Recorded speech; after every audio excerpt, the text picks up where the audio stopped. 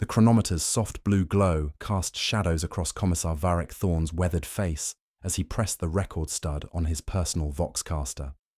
The Valkyrie's engines thrummed beneath him with mechanical precision, but something in their rhythm felt wrong, too synchronized, too perfect, like a heartbeat that had forgotten how to skip.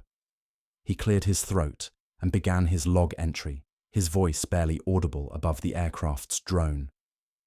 Commissar Varric Thorn, 47th Cadian Shock Troops, attached to Inquisitorial Task Force Meridian. Date stamp. Emperor's teeth. He glanced at the chronometer again, watching the digits flicker between two different readings before settling on one that couldn't possibly be correct. Date stamp uncertain, due to equipment malfunction. We are 47 minutes out from primary insertion point on Icarus Tertius. Through the armoured viewport, the frozen world spread below them like a corpse wrapped in permafrost shrouds. What caught Thorn's attention wasn't the planet's desolate beauty, but the impossibility carved into its surface. The Meridian Industrial Complex, 12 kilometers of rockcrete, adamantium and human ambition, had sunk 300 meters into the planet's crust overnight. Not collapsed, not destroyed, but descended with surgical precision, as if the Earth itself had swallowed it whole and then sealed the wound. Orbital auger readings confirmed the impossible. Thorn continued into his Voxcaster, trying to keep the unease from his voice. The primary spire structure has relocated itself 300 meters below original ground level. No seismic activity detected, no tectonic shifts recorded, no explanation provided by the Adeptus Mechanicus. He paused, watching ice crystals form and melt on the viewport in patterns that reminded him of neural pathways. 50,000 Imperial citizens have been out of contact for 47 standard days. Their fate remains unknown. Behind him, Tech Adept Zephyr 9 communed with the Valkyrie's machine spirit through haptic interface cables that writhed like metallic serpents from the ports in his skull. The Tech Adept's optical mechadendrites swiveled independently, recording atmospheric data and energy readings that made no sense according to Imperial science. When he spoke, his voice carried the mechanical precision of the Omnissiah's chosen, but underneath lurked something that might have been concern. Commissar, the atmospheric composition is curious. Standard oxygen-nitrogen mixture, but there are trace elements that do not appear in any known periodic arrangement. The machine spirits of our surveyor equipment recognize these compounds, but their memory banks contain no data on their properties or origins. Zephyr 9's primary optical sensor fixed on Thorn with unblinking intensity. It is as if our instruments remember something they were never taught. Sergeant Corvin shifted in his restraint harness, the movement causing his stormtrooper gear to clink softly against the Valkyrie's hull. His squad, 8 of the finest soldiers the 47th had produced, sat in perfect readiness, but Thorn noticed their breathing had synchronized without conscious effort. In, out, matching the rhythm of the aircraft's engines and something else he couldn't quite identify. Thermal readings, Zephyr, Thorn ordered, though he suspected he already knew what they would reveal. The primary spire structure maintains core temperature of 37 degrees Celsius, Commissar, consistent with human body temperature, though no life signs register on standard Auspex sweeps. The Tech Adept's mechadendrites twitched in what Thorn had learned to recognize as mechanical confusion. The heat signature pulses in regular intervals, one beat every 1.2 seconds, like a cardiac rhythm. Thorn felt his own heart skip, then settle into the same rhythm he'd been hearing in the engines, seeing in the ice crystals, feeling in the synchronized breathing of his men. A heartbeat, he murmured into his Voxcaster. 50,000 people vanish from the face of a frozen world, and what remains beats like a living heart. The Valkyrie shuddered as they entered the final approach vector. Outside, the landscape rushed past in monotonous white, broken only by the geometric impossibility of the sunken spire. But as Thorn watched, something else caught his attention. Shadows moving across the snow in perfect formation, too regular to be natural, too purposeful to be random. "Pilot," he called forward, Are you seeing movement on the surface? Negative, Commissar. Thermal shows nothing but baseline ambient. Visual is clear, except for… Wait. The pilot's voice carried a note of confusion that set Thorne's nerves on edge. Sir, my navigation display is showing different coordinates than I programmed. The landing zone has shifted by approximately 2 kilometers northeast. Thorne unbuckled his harness and moved forward to the cockpit, watching over the pilot's shoulder as numbers changed themselves on the tactical display. Longitude and latitude coordinates flickered and reformed, settling on a new position that centered precisely on the spire's thermal signature. Did you input those coordinates, pilot? No, sir, they're changing on their own. Machine spirit's got ideas of its own, I'd say. The pilot's knuckles were white on the control yoke. Never seen anything like it in 20 years of flying. Zephyr 9's voice cut through the cabin's mounting tension, but instead of high Gothic or even low Imperial, the words emerged in a dialect that predated human expansion beyond terror. The phrases rolled off his mechanical vocal cords with impossible fluency, speaking of ancient protocols and forgotten pathways home. The Valkyrie's machine spirit had begun to sing. Thorne felt ice form in his veins as he recognized fragments of the litany, not from his commissar training or military indoctrination, but from dreams he'd been having for the past 47 nights. Dreams of frozen spires calling across impossible distances, of coordinates that led not to places but to states of being, of 50,000 voices united in purpose he couldn't comprehend. Zephyr, he said carefully, are you translating that litany, or are you speaking it? The tech adept's optical sensors focused on him with sudden, sharp intensity. I do not know, Commissar. The words emerge from systems I do not remember installing. They speak of coming home to a place I have never been. Through the viewport, the landing zone approached with mathematical precision. The shadows Thorne had seen were gone, but in their place, something else waited in the snow. Geometric patterns carved into the ice with surgical accuracy, forming shapes that hurt to look at directly, because they implied dimensions that shouldn't exist. The Valkyrie touched down with barely a whisper, its landing skids settling into grooves that fit them perfectly, grooves that hadn't been there when they began their approach, but were exactly where they needed to be now. Thorne keyed his Voxcaster one final time as the engines wound down. Initial insertion complete, surface contact established, but I suspect we have not arrived at Icarus Tertius so much as Icarus Tertius has been waiting for us. He looked out at the pristine snow that held patterns like neural pathways, at the sunken spire that beat with the rhythm of something vast and patient, at his men whose breathing had synchronized with forces beyond their understanding. Beginning ground phase investigation. Emperor, protect us, because I have the growing certainty that we have entered a place where his light has been translated into something else entirely.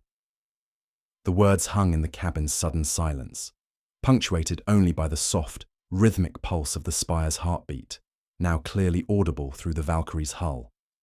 The cargo ramp descended with a pneumatic hiss that seemed to echo far longer than physics should allow. Thorne stepped onto the surface of Icarus Tertius, his boots crunching through snow that felt wrong beneath his feet. Too uniform in density, too perfect in its crystalline structure. Each step left prints that filled themselves with geometric patterns, as if the planet itself was signing his passage. Form up! Standard sweep formation, Sergeant Corvin commanded, his voice carrying across the frozen landscape with unnatural clarity. The stormtroopers deployed with practiced efficiency, but Thorne noticed their movements had acquired a rhythm that matched the spire's distant pulse. Left foot, right foot, pause. Left foot, right foot, pause. Like a ceremonial march they'd never learned. Zephyr 9's sensor array swept the immediate area, his mechanical limbs adjusting with precision that spoke of the Omnissiah's blessing. But when he spoke, confusion colored his synthesized voice. Commissar, the atmospheric readings are inconsistent with visual observation. My instruments detect a thriving industrial complex with full operational capacity, Heat signatures indicate 50,000 life forms conducting normal work cycles. But observe, the tech adept gestured toward the horizon, where the Meridian industrial complex should have dominated the skyline. Instead, only the tips of communication spires and ventilation stacks protruded from the snow like the ribs of some vast, buried beast.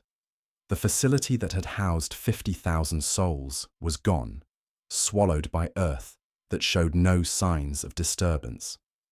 Auspex readings show them down there, Corvin reported, his stormtroopers spreading in a defensive perimeter that unconsciously formed the same geometric patterns they'd seen carved in the ice.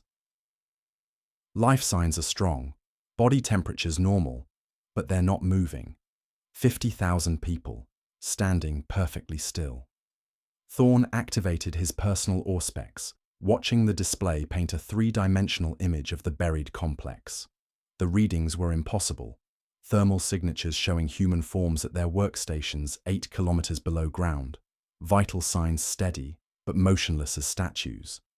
No breathing variations, no movement, no signs of distress or panic. Simply waiting. There. Zephyr 9's optical mechadendrite pointed toward a structure that protruded from the snow like a metallic tombstone. The primary shaft elevator. According to power consumption readings, it has been in continuous operation for 47 days. They approached the elevator complex, a reinforced rockcrete structure that should have been buried with the rest of the facility. Instead, it stood at ground level, its doors open and waiting. The elevator car hung in its shaft, cables stretching down into darkness that their illumination couldn't penetrate. But Thorn could hear it. The soft whisper of machinery in perfect operation. The hum of power systems that had never missed a beat. "Sir!" one of Corvin's troopers called out, his voice tight with controlled unease. "You need to see this." The soldier had discovered the workers' hab blocks, or what remained of them, above ground. Personal effects were scattered throughout the abandoned living quarters, but not randomly. Every item, data slates, photographs, prayer beads, ration packs, had been arranged with mathematical precision, triangular patterns that repeated in perfect sequence, creating larger geometric forms that seemed to pulse with meaning just beyond comprehension. Thorn knelt beside one arrangement, recognizing a wedding ring, a child's toy, and a worn copy of the Imperial infantryman's uplifting primer arranged in a triangle that made his vision blur when he focused on it directly. "They left these behind," he murmured into his voxcaster. But not carelessly. Someone or something arranged them, like a message. Or coordinates, Zephyr 9 added, his sensor readings fluctuating wildly as he scanned the patterns. These arrangements correspond to stellar cartography, but the star patterns are unknown to Imperial navigation charts. They map sectors that do not exist in current galactic positioning.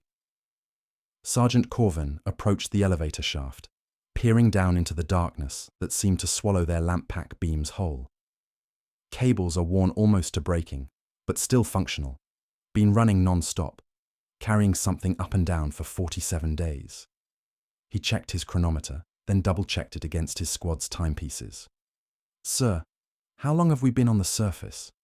Thorn consulted his own chronometer and felt ice form in his stomach. According to their instruments, they'd been groundside for 3 hours, but the Valkyrie's mission clock showed only 27 minutes since touchdown. The discrepancy was growing. "Time distortion," he spoke into his voxcaster, keeping his voice level, despite the growing certainty that they were walking into something far beyond standard Imperial protocol. "Localized temporal anomaly consistent with..." He paused, searching for a comparison that wouldn't sound like heresy. "Consistent with warp proximity effects, though no warp signatures detected." Zephyr 9 had interfaced directly with the elevator's control systems, his haptic cables snaking into maintenance ports with unsettling familiarity. When he spoke, his voice carried harmonics that hadn't been there before, subtle mechanical undertones that suggested his vocal processors were adapting to something they'd encountered in the elevator's machine spirit. The elevator has destination protocols for 13 levels, Commissar, but the facility schematics show only 12. Level 13 appears to have been added to the system 47 days ago, precisely when communications with Icarus Tertius ceased. His optical sensors focused on the elevator car with intensity that bordered on hunger. The machine's spirit, it recognizes me. It has been waiting for us to arrive. The elevator car's interior dimensions seemed larger than its external frame should allow, an optical illusion that made Thorn's depth perception stutter. The control panel bore standard Imperial iconography, but the runes seemed to shift when viewed peripherally, transforming into symbols that predated human expansion into the void. "All aboard," Thorn commanded, though every instinct screamed against entering the impossibly dimensioned car. "We follow the trail where it leads. Corvin, maintain Vox contact with the surface. If communications are severed, abort and return to the Valkyrie." As the doors sealed behind them with finality that felt like a tomb closing, the elevator began its descent. The shaft walls, illuminated by their lamp packs, revealed construction that defied explanation. Rockcrete and adamantium gave way to older materials, stone that had been carved rather than poured, metals that reflected their lights with colors that didn't exist in the standard spectrum. "Descent rate is accelerating beyond mechanical specifications," Zephyr 9 reported, his voice now carrying those harmonic undertones consistently. "We are descending at 3.7 meters per second, but the elevator's motor systems are rated for maximum 1.2 meters per second.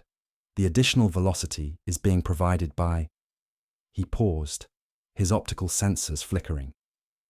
"By gravitational assistance that suggests the presence of a massive object below us." Through the elevator car's inspection window, Thorn watched the shaft walls transition from Imperial construction to something far older. The stone was lined with what appeared to be fossilized neural tissue, branching patterns that resembled nerve pathways scaled up to architectural proportions. When their lights hit these formations, they pulsed with the same rhythm as the spire's heartbeat, as if responding to their presence. "Depth reading shows 8 kilometers and descending," Corvin reported, his voice tight with the strain of maintaining professional composure in the face of the impossible. "But sir, that puts us well below the planet's original surface level. We should be hitting the mantle by now." The elevator shuddered once, then continued its descent into darkness that felt less like the absence of light and more like the presence of something that devoured illumination. Thorn's chronometer now showed a descent time of 43 minutes, while his squad's timepieces registered 12 minutes. Time itself was becoming fluid around them. "Level 13, Zephyr 9 announced as indicators appeared on the control panel that hadn't been there when they entered. "Arrival imminent." The elevator car settled with mechanical precision, and the doors opened to reveal something that challenged every assumption Thorn had made about their mission. Before them stretched a perfectly preserved Imperial shrine, its candles burning with steady flames, despite being 8 kilometers underground with no apparent oxygen source. The iconography was familiar yet wrong. Imperial eagles with too many wings, aquilus that faced directions not found on any compass, and at the center, a statue of a saint whose face had been declared heretical and purged from Imperial records 3 centuries ago. "Emperor preserve us," Thorn whispered into his voxcaster as they stepped into the impossible shrine. "We have found the missing miners. But I fear we have also found something that has been waiting far longer than 47 days for us to arrive." The candles flickered once in greeting, and somewhere in the shrine's depths, something began to sing in a language that predated human speech. The singing grew louder as they crossed the shrine's threshold, harmonies that seemed to emerge from the stone itself rather than any visible source. Thorn's boots echoed against marble that gleamed with an inner light, each step creating ripples of luminescence that spread outward like disturbed water. The air tasted of incense and something else, ozone and copper, the metallic tang that preceded electrical storms. This architecture predates imperial colonization by millennia, Zephyr 9 observed, his sensor array painting the chamber in spectrums beyond human perception. Yet the construction materials are standard imperial foundry output, stone quarried from Cadia, metals refined in the forges of Mars. The shrine was built with resources that should not exist on this world, using techniques that predate the knowledge required to obtain them. Sergeant Corvin's stormtroopers fanned out in defensive positions, their weapons trained on shadows that moved independently of their light sources. But Thorn noticed their formation had unconsciously arranged itself into the same geometric patterns they'd found among the miners' personal effects. 8 points forming a star, with Corvin at the center like the eye of some cosmic mandala. "Sir," one of the troopers called softly, his voice barely audible above the shrine's ethereal chorus. "The walls. Look at the walls. Prayer scrolls covered every surface, their parchment pristine despite the chamber's impossible age. But as Thorn approached, he saw they weren't ancient documents at all. The ink was fresh, still damp in places, and the handwriting varied. Dozens of different scripts, all recent, all written in the blood of the missing miners. "They were here," Thorn spoke into his voxcaster, his voice steady despite the horror of recognition. "All 50,000 of them. They came down here and wrote these prayers in their own blood." He leaned closer to read one of the scrolls, squinting at coordinates that hurt his eyes to focus on. Stellar cartography again, navigation data for sectors that exist in no Imperial star charts. Zephyr 9's haptic cables interfaced with a data terminal that shouldn't have existed in a shrine dedicated to the Imperial creed. The machine spirit within responded eagerly to his touch, flooding his consciousness with information that made his optical sensors flicker in patterns too rapid for human perception to follow. "The coordinates are consistent across all prayer scrolls," the tech adept reported, his voice now carrying harmonic frequencies that resonated with the shrine's singing stones. They reference a stellar formation designated as the Frozen Court in languages that predate Low Gothic by several millennia. The mathematical precision suggests these coordinates were not calculated by human minds, but rather downloaded from a source with computational capacity beyond Imperial comprehension. One of Corvin's troopers reached for a prayer scroll, drawn by curiosity that overrode his training. The moment his fingers contacted the parchment, it crumbled to ash that spiraled upward in perfect helical patterns. But where the document had touched his skin, hoarfrost spread across his palm, despite the chamber's warm air. "Don't touch anything else," Thorn commanded, but even as he spoke, he realized the futility of the order. The shrine was touching them, changing them with every breath they drew, every surface their equipment contacted. The frost on the trooper's hand was spreading up his arm in crystalline fractals that mirrored the neural pathways they'd seen in the elevator shaft. "Commissar," Corvin's voice carried a note Thorn had never heard from the veteran sergeant, not fear, but recognition of something beyond the scope of Imperial military doctrine. "The shrine extends beyond what we can see. My motion tracker is detecting architecture that continues indefinitely in both directions. The chamber curves back on itself, creating a space larger than the facility that contained it." Thorn activated his own scanner, watching the display struggle to map architecture that existed in dimensions the device wasn't designed to measure. The shrine stretched away from them in impossible directions, its walls forming curves that somehow brought them back to their starting point, while never actually curving. His training in mathematical doctrine felt inadequate to process the geometric impossibility they'd entered. "We're standing in a space that obeys different laws of physics," he reported into his voxcaster, though he suspected his words were being recorded by systems he hadn't authorized. "The shrine exists as a closed loop that contains infinite space. Every direction leads back to itself, yet continues forward simultaneously. At the chamber's heart stood the altar, a slab of black stone that reflected not their faces, but star patterns from unknown sectors of space. The heretical saint's statue gazed down at them with eyes that tracked their movement, carved features shifting subtly when viewed indirectly. Fresh offerings covered the altar's surface, data slates containing navigation protocols, mechanical components arranged in precise spirals, and at the center, a pool of liquid that wasn't water. Zephyr 9 approached the altar with movements that had acquired a ritualistic precision his original programming shouldn't have contained. The liquid maintains a temperature of absolute zero, yet remains in fluid state. It reflects not our current location, but star patterns consistent with the coordinates inscribed on the prayer scrolls.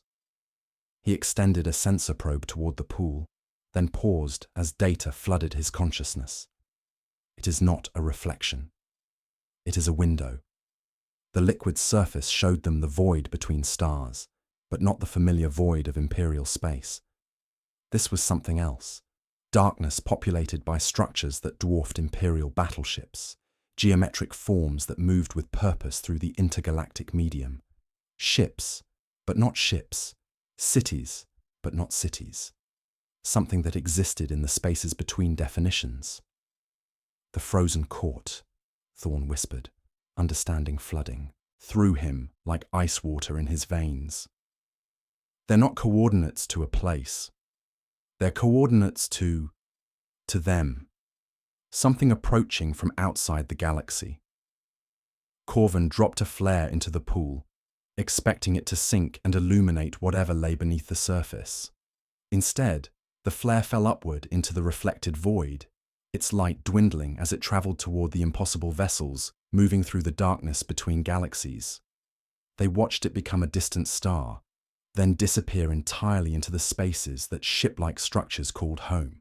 Motion detected in sub-level excavations, one of the stormtroopers reported, his scanner painting contacts that moved with mechanical precision through chambers that shouldn't exist beneath the shrine. Multiple signatures, moving in formation toward our position, estimated arrival in 7 minutes. But Thorn's attention was fixed on the altar's surface, where new prayer scrolls were materializing from nothing. Fresh parchment inscribed with coordinates that shifted and changed as he watched. The shrine was still receiving transmissions from something vast and patient, something that had been guiding events on Icarus Tertius for far longer than 47 days. "We need to go deeper," he announced, the words emerging from his mouth before conscious thought had formed them. The shrine's influence was subtle but persistent, adjusting their decision-making processes with each breath of its atmosphere. "The miners aren't gone. They're working. I can hear the excavation. Behind the altar, hidden by shadows that bent light around themselves, they found the passage, a natural cave system that couldn't exist beneath an artificial structure, carved from living rock by tools that left marks in patterns too regular to be random. The tunnel descended at an angle that hurt their spatial reasoning, following curves that seemed to lead down while somehow bringing them closer to the surface. Excavation sounds are consistent with large-scale construction, Zephyr 9 reported as they entered the tunnel, his enhanced hearing passing the distant echoes. Multiple crews working in perfect coordination. But the acoustic analysis suggests the workers are using tools that predate Imperial technology while following construction techniques that won't be developed for several centuries. The tunnel walls pulsed with the same bioluminescence they'd seen in the elevator shaft's neural pathways, providing light that revealed too much. Ancient tool marks scored the stone, but overlaying them were fresh excavation patterns made by equipment that shouldn't exist, past and future carved into the same surface, creating a palimpsest of impossible history. "Depth reading shows we're ascending," Corvin announced, consulting instruments that continued to provide contradictory data. "But we've been walking downward for 12 minutes. Either our equipment has failed completely, or we're moving through space that doesn't obey standard geometric principles." The excavation sounds grew louder as they followed the tunnel's impossible path, the rhythm of ancient tools mixed with the hum of machinery that operated on principles beyond Imperial understanding. 50,000 voices working in perfect unison, their efforts guided by intelligence that had been waiting in the darkness between stars for someone to open the door and let it come home. Contact in 60 seconds, Thorn reported into his voxcaster as the tunnel opened into vastness ahead. We are about to discover what the missing miners have been building in the spaces beneath the frozen world. Emperor, preserve us, because I suspect we are about to meet the architects of everything we've witnessed. The tunnel mouth yawned before them like the throat of some cosmic entity, and from its depths came the sound of 50,000 people singing in harmony with something that had never been human. The tunnel opened into a cathedral of bone and living stone that defied every architectural principle Thorn had learned in his decades of Imperial service. The chamber stretched away from them in dimensions that made his eyes water, its vaulted ceiling supported by pillars that pulsed with organic rhythm. But it was the construction material that made his breath catch in his throat. Human skeletal remains fused directly into the rockcrete and adamantium, creating a hybrid architecture that was simultaneously imperial and utterly alien. "Emperor's blood," Sergeant Corvin whispered, his words echoing through the vast space with harmonics that seemed to answer back. "The bones, they're still warm."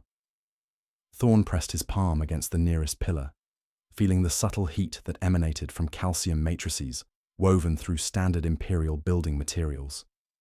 The bonework pulsed with bioluminescence that matched the rhythm they'd been hearing since planetfall, one beat every 1.2 seconds, the heartbeat of something vast and patient. But worse than the physical impossibility was the growing certainty that these weren't ancient remains. The skeletal architecture was fresh, recently integrated, still retaining the life warmth of the people who had become part of the structure. 50,000 miners, Thorn spoke into his voxcaster, his voice steady despite the horror of comprehension. They didn't disappear. They were incorporated. Their consciousness is still active within the calcium matrix, serving as living circuitry for whatever this cathedral is designed to accomplish. Zephyr 9's sensor array painted the chamber in spectrums that revealed the full scope of the transformation. Neural pathways, still functioning, threaded through the bonework like fiber optic cables, carrying data between nodes that had once been human minds. The Tech Adept's optical mechadendrites focused on the patterns with intensity that bordered on reverence. "The integration is seamless," he reported, his voice now carrying harmonic frequencies that resonated with the cathedral's structural song. "Human consciousness has been preserved and enhanced, transformed into biological processing units that operate with computational efficiency beyond Imperial comprehension. They are not dead, Commissar.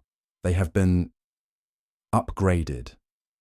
The cathedral's floor was inlaid with geometric patterns that hurt to look at directly, mathematical formulae carved in bone, and precious metals that described stellar movements and gravitational calculations.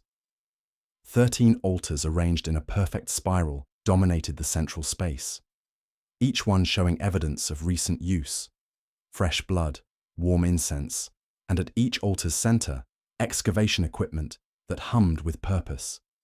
"The altars are active," one of Corvin's troopers reported, his scanner readings fluctuating wildly as he approached the nearest structure.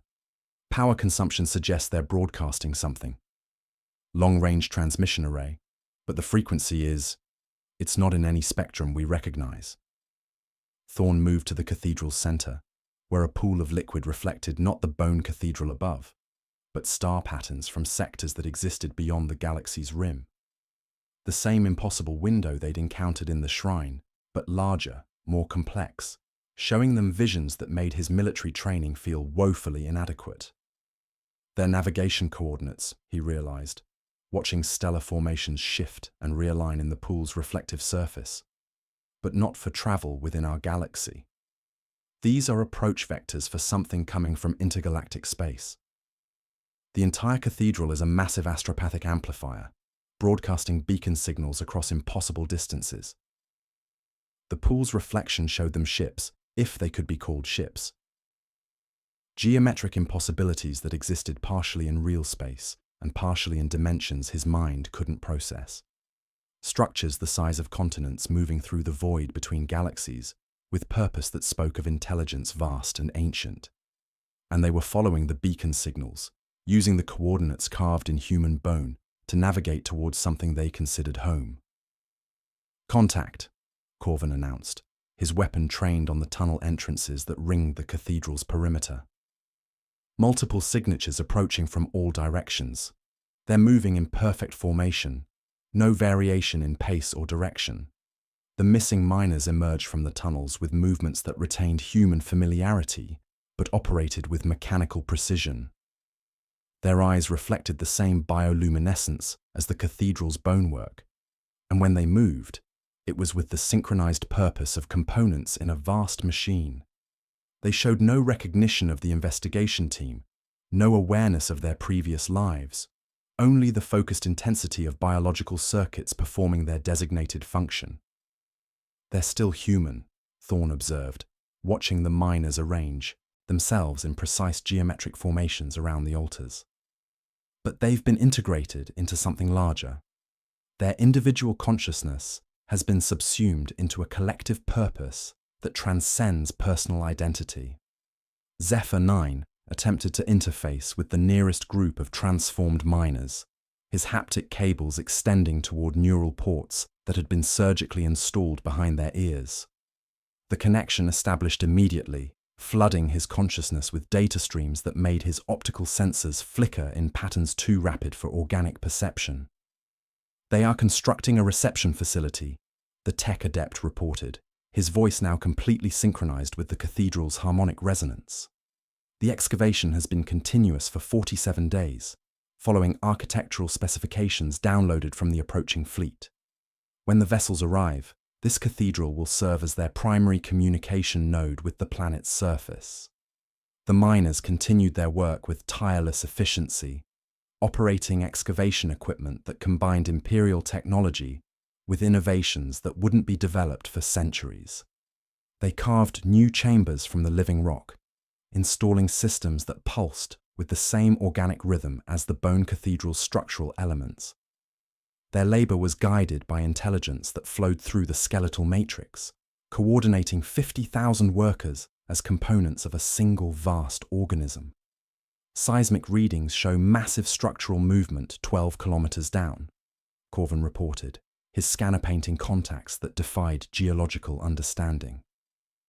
"Something is rising from the planet's core, estimate breaching surface level in 43 hours.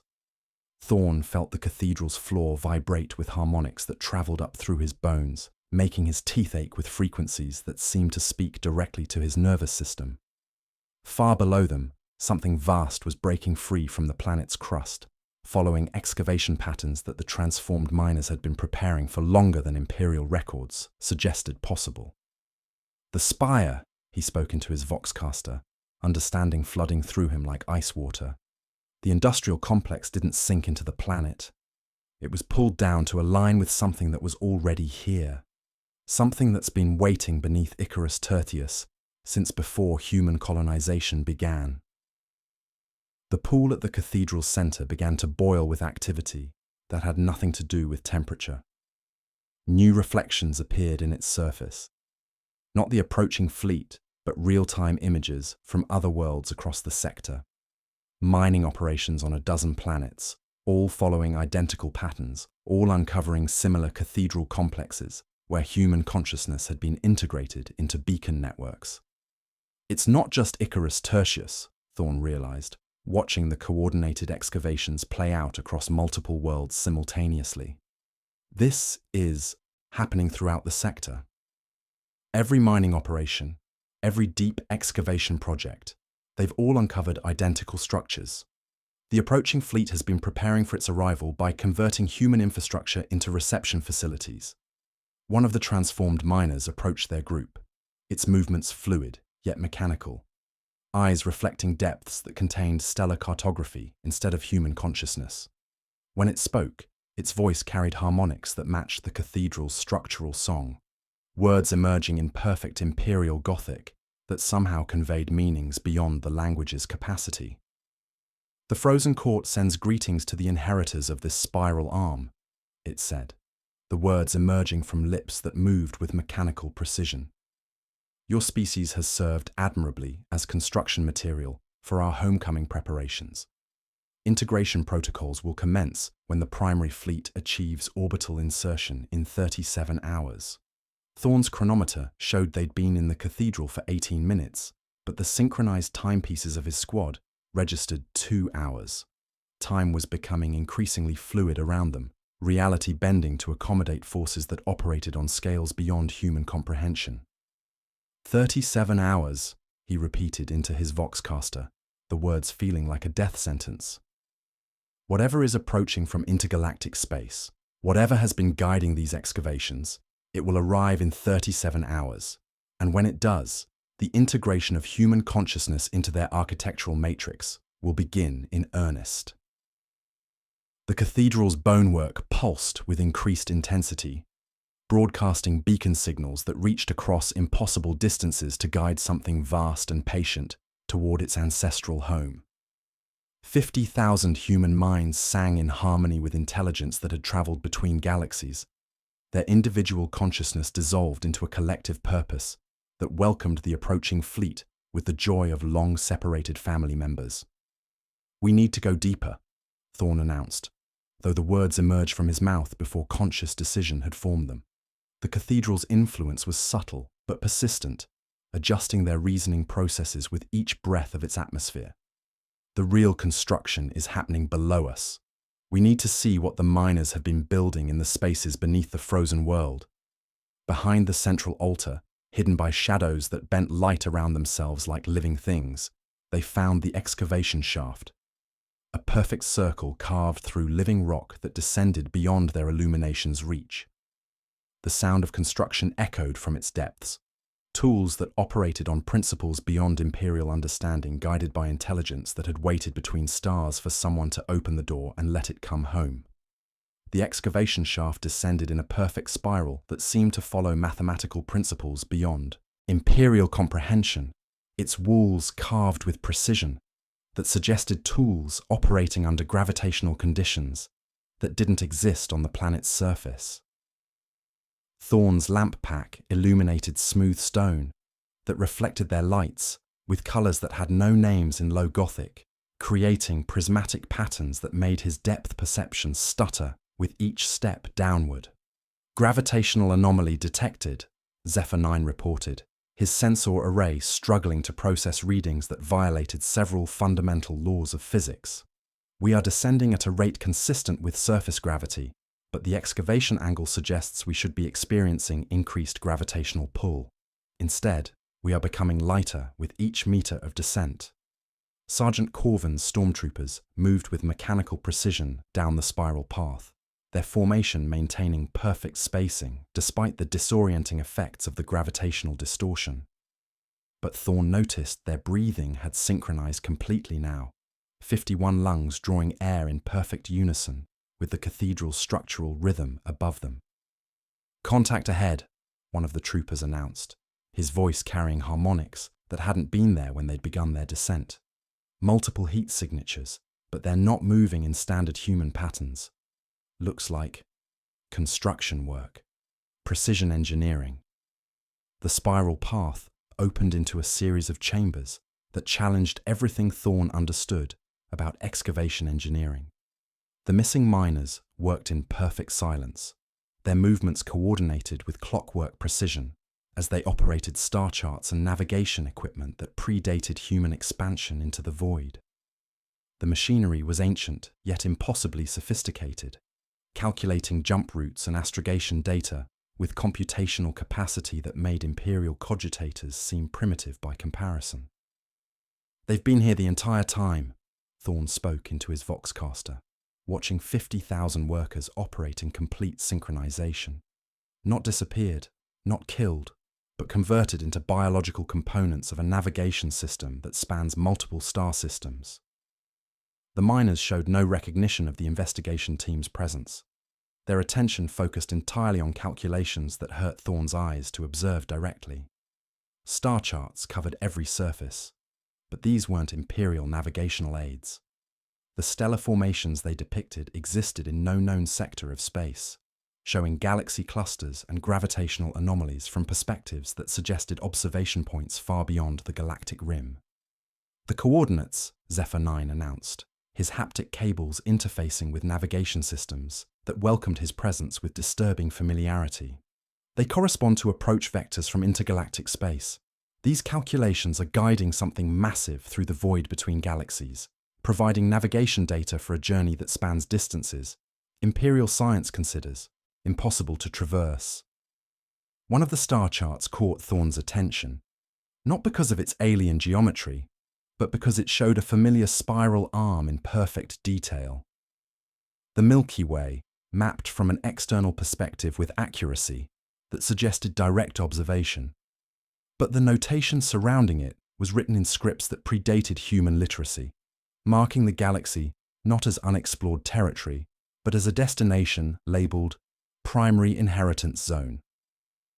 They know our galaxy, Thorne realized, his training in strategic analysis providing context for the horrifying implications. This isn't exploration or conquest. It's a homecoming. Whatever is approaching from intergalactic space considers our galaxy to be their rightful territory. The transformed miners continued their calculations with tireless efficiency, but as Thorne watched, he began to notice patterns in their work that suggested conscious awareness beyond simple programming. When one worker completed a navigational sequence, others would nod in approval. When stellar coordinates required adjustment, they would pause to confer in silence before implementing corrections. Their individual consciousness hadn't been destroyed, it had been networked into a collective intelligence that operated with the efficiency of a machine while retaining the creative problem-solving capacity of human minds. Sir. Corvin's voice carried a note that Thorne had never heard from the veteran sergeant. Not fear, but the recognition of something that transcended military doctrine. My chronometer shows we've been down here for 6 hours, but the surface team's timestamps indicate 47 minutes. The temporal distortion is accelerating. Zephyr 9's sensor readings painted a three-dimensional map of the excavation site that revealed the true scope of the construction project. The chambers extended far beyond what should be possible beneath the cathedral, creating a vast complex that existed in dimensions his scanning equipment couldn't properly measure. Navigation terminals were arranged in geometric patterns that suggested some form of massive astropathic amplification array, but operating on principles that made Imperial psychic technology seem crude by comparison. They're building a reception facility, the tech adept reported, his voice now completely synchronized with the harmonic frequencies emanating from the navigation equipment. When the approaching vessels achieve orbital insertion, this complex will serve as their primary interface with local space-time. The transformed human consciousness provides biological processing power for calculations that require intuitive leaps beyond mechanical computation. One section of the chamber contained equipment that Thorne recognized, modified Imperial excavation machinery operating alongside tools that belonged to no known human manufacturing tradition. The hybrid technology suggested collaboration between human engineering knowledge and technical specifications provided by the approaching intelligence. But the integration was so seamless that it was impossible to determine where Imperial innovation ended and alien guidance began. Seismic contact, one of the stormtroopers announced, his scanner readings fluctuating wildly as massive structural movement registered from the planet's deep core. Something is breaking through the mantle. Estimated surface breach in 36 hours, 17 minutes. The floor beneath their feet vibrated with harmonics that seemed to speak directly to their skeletal structure, making their bones resonate with frequencies that carried meaning beyond auditory comprehension. Far below them, something vast was following the excavation patterns the transformed miners had been preparing, rising toward the surface with purpose that had been planned for longer than Imperial records suggested possible. The industrial complex, Thorne spoke into his voxcaster, pieces of the puzzle clicking into place with horrible clarity. It didn't sink into the planet. It was pulled down to align with something that was already here. Something that's been waiting beneath Icarus Tertius since before human colonization began, activated by the approach of its masters from intergalactic space. A group of transformed miners approached their position, moving with fluid precision that retained human familiarity. while operating according to mechanical protocols. Their eyes reflected the same stellar cartography that covered the chamber's walls, and when they spoke, their voices carried harmonics that seemed to emerge from the navigation equipment itself. "The cartographer extends greetings to the inheritors of this spiral arm," one of them said, the words emerging in perfect Imperial Gothic, while conveying meanings that transcended the language's limitations. "Your species has provided excellent biological substrate for our homecoming calculations. Integration protocols will expand when the primary fleet achieves dimensional stabilization." Thorn felt his own consciousness brush against something vast and patient, intelligence that operated on scales beyond human comprehension, but possessed an unsettling familiarity with human psychology. The miners weren't just converting their bodies into biological machinery. They were being prepared as interface specialists for something that required human intuition to navigate the complexities of local space-time. "Primary fleet," he repeated, the words feeling like ice in his mouth. "How many vessels are approaching?" The transformed miner's expression shifted subtly, displaying what might have been amusement in a face that had forgotten how individual emotion functioned. Quantity is an insufficient concept for entities that exist across multiple dimensional matrices simultaneously. The fleet arrives as unity, purpose, inevitability. Your galaxy will be restored to its proper configuration within the greater architectural pattern. Zephyr 9's optical sensors flickered in patterns that suggested he was processing data streams far beyond his original programming specifications. The navigation calculations show approach vectors for structures that are larger than Imperial battleships, larger than space stations. Some of these vessels register mass readings consistent with small moons, but they're moving through intergalactic space at velocities that should be impossible to achieve. Through the chamber's walls, transmitted via the Bone Cathedral's neural network above them, Thorn could feel the approach of something vast and ancient. Not ships in any sense Imperial doctrine would recognize, but mobile civilizations that had traveled between galaxies, collecting intelligence and resources from every star system they had encountered during their journey through the cosmic void. 36 hours, he said into his voxcaster, the words emerging like a countdown to something beyond Imperial capacity to resist. Whatever is rising from beneath this planet, whatever is approaching from intergalactic space, it will achieve convergence in 36 hours. And when it does, the integration of human consciousness into their navigation matrix will expand beyond this single world. The transformed miners return to their calculations with renewed intensity, their networked consciousness processing astrogation data that reached across impossible distances to guide something vast and patient toward its ancestral territory. 50,000 human minds sang in harmony with intelligence that had journeyed between stars. Their individual awareness dissolved into collective purpose that welcomed the approaching fleet with the anticipation of long-separated family members finally coming home. The sound of construction echoed from deeper chambers still, where excavation continued beyond the reach of their illumination, following architectural plans that had been waiting in the darkness between galaxies for someone to activate the beacon and begin the final phase of preparation. The sound of construction from the deeper chambers grew more intense, accompanied by seismic vibrations that seemed to emerge from the planet's core itself. Thorn felt the excavation complex shudder around them as something massive broke through geological layers that should have been impermeable, following precise pathways carved by tools that operated according to principles beyond Imperial engineering. "Contact," Sergeant Corvin announced, his scanner readings painting impossible geometries on the tactical display. "Massive structure breaching subsurface level 7. Configuration doesn't match any known architectural pattern, but it's rising toward our position with mechanical precision."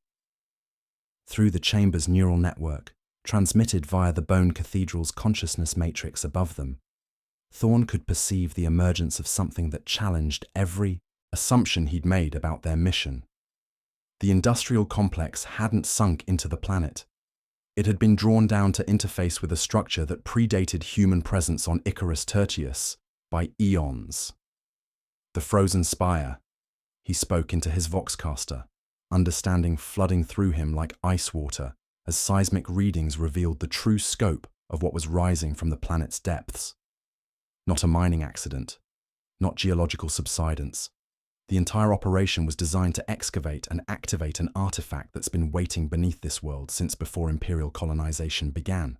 The transformed miners paused in their calculations, 50,000 networked mines turning in perfect synchronization toward the excavation shaft that descended beyond their current position. Their expressions carried anticipation that transcended individual emotion, collective consciousness preparing for an event they had been calculating since the moment of their integration into the navigation matrix. Zephyr 9's sensor array detected massive energy signatures rising from the planet's core, power readings that suggested technology operating on scales beyond Imperial comprehension. The structure is composed of materials that exist partially in real space and partially in dimensions my scanning equipment cannot properly measure. It appears to be some form of astropathic amplification device, but operating on principles that make Imperial psychic technology seem primitive by comparison.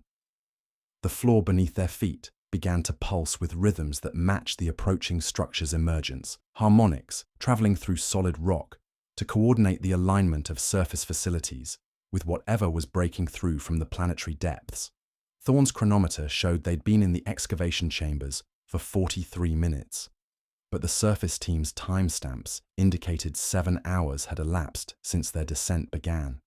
Time distortion is accelerating exponentially, he reported, watching his squad's timepieces display readings that bore no relation to subjective experience. Whatever is rising from below us operates according to temporal mechanics that treat causality as a variable rather than a constant. Through the navigation terminals, transmitted via haptic interfaces that had become as natural as breathing to the transformed miners, images began appearing that showed Thorne the true scope of what they were witnessing. The Frozen Spire wasn't unique to Icarus Tertius. Identical structures were emerging from excavation sites across the sector, creating a network of astropathic beacons that spanned multiple star systems. Coordinated activation, he realized, watching real-time feeds from mining operations on dozens of worlds, as similar spires broke through planetary crusts with mathematical precision. Every deep excavation project, every mining operation that's gone silent in the past standard year, they've all been unconsciously working to uncover identical beacon structures. The images showed him mining crews on other worlds, walking calmly into processing centers, their consciousness being integrated into navigation matrices with the same peaceful efficiency they'd witnessed on Icarus Tertius. No resistance, no panic, no recognition that they were being converted into biological components of something vast and patient.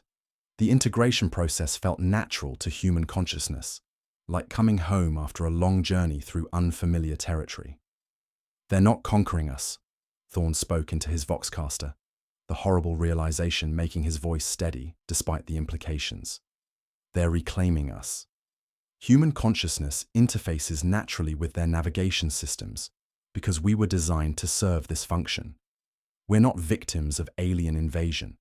We're prodigal components returning to our intended purpose. One of the transformed miners approached, its movements retaining human familiarity while operating according to protocols that transcended individual decision-making. When it spoke, its voice carried harmonics that seemed to emerge from the rising spire itself, words that conveyed meanings beyond the limitations of Imperial Gothic. The primary spire achieved surface alignment in 35 hours, 12 minutes, it announced, stellar cartography reflecting in eyes that had forgotten individual identity. Navigation protocols will expand to encompass full sector integration once dimensional stabilization is complete. Your consciousness has been selected for specialized interface duties with the approaching primary fleet. Zephyr 9's optical sensors flickered in patterns that suggested he was processing data streams far beyond his original specifications, his mechanical consciousness interfacing with systems that welcomed artificial intelligence as readily as they absorbed human awareness. "The approaching vessels," he reported, his voice now carrying the same harmonic frequencies as the transformed miners. register mass readings that exceed Imperial classification systems. Some structures appear to be mobile civilizations rather than individual ships, containing billions of integrated consciousness units. Through the Spire's emerging consciousness network, Thorn could perceive the approaching fleet with clarity that made his strategic training feel woefully inadequate. These weren't warships in any sense Imperial doctrine would recognize, but arc cities that had traveled between galaxies, collecting intelligence and consciousness from every star system they had encountered during their journey through cosmic void.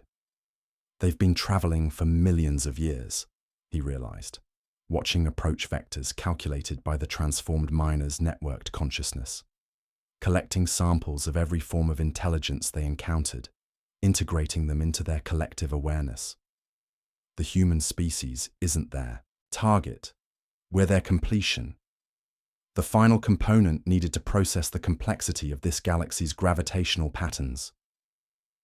The excavation chamber shuddered as the primary spire broke through subsurface level 6, its emergence coordinated with identical structures across multiple worlds to create a reception network spanning impossible distances. Each spire served as both beacon and processing center, preparing local consciousness for integration into navigation matrices that required intuitive leaps beyond mechanical computation. Surface contacts, Corvin reported, his scanner readings showing movement patterns around the industrial complex above them. The Valkyrie's machine spirit it's singing, sir. Same harmonic frequencies we've been hearing since planetfall. I think our extraction vehicle has been integrated into the beacon network. Thorn felt his own consciousness brush against something vast and patient, intelligence that operated on scales beyond human comprehension, but recognized his military training as particularly valuable for interface protocols. The approaching fleet required specialists who understood tactical coordination, strategic planning, and the complex psychology of species integration. They need us, he spoke into his voxcaster, the words emerging with horrible clarity as pieces of the puzzle arranged themselves into patterns that revealed the true scope of their situation. Not as slaves or raw materials, but as conscious partners in something that spans multiple galaxies. The human capacity for intuitive navigation, for creative problem-solving under pressure, for maintaining individual awareness within collective consciousness. These are capabilities their purely mechanical systems cannot replicate.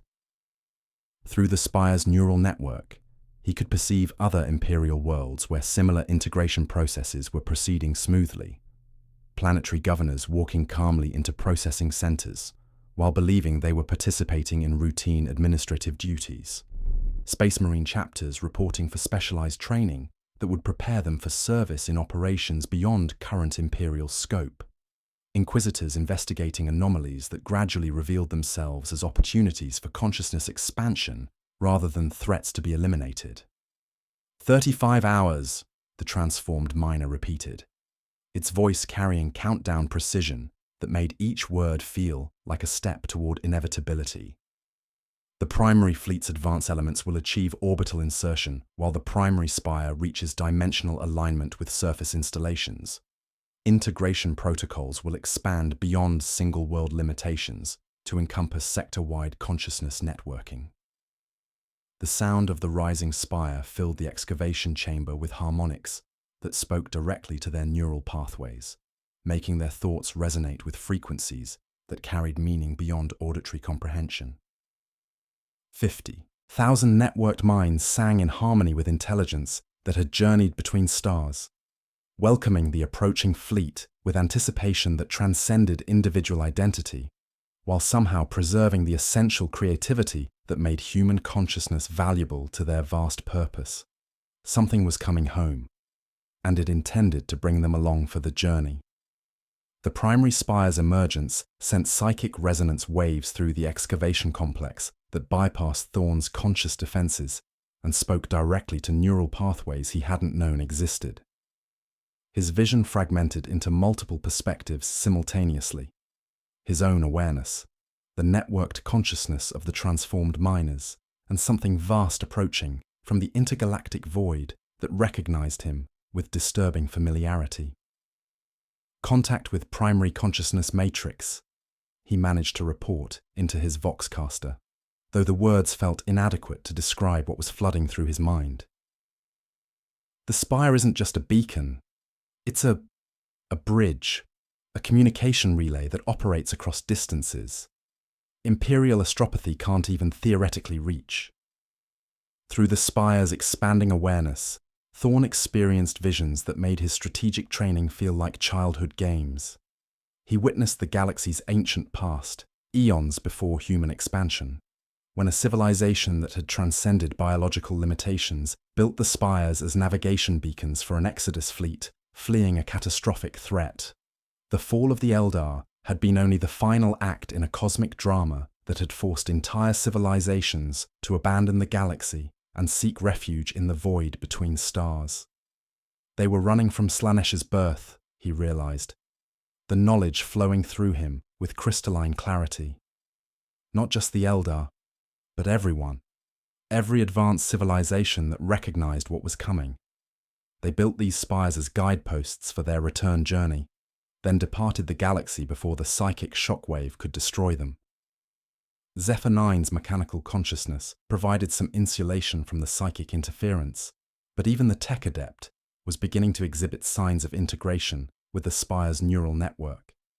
His haptic cables had extended autonomously to interface with systems his original programming shouldn't have recognized, and when he spoke, his voice carried harmonic frequencies that suggested his vocal processors were adapting to communication protocols beyond Imperial specification. The Exodus fleet has been traveling through intergalactic space for 65 million years, the Transadept reported, though his optical sensors now reflected the same stellar cartography that filled the transformed miner's eyes. During their journey, they encountered civilizations from 17 different galaxy clusters, integrating their consciousness and technology into a collective entity that spans impossible scales of space and time.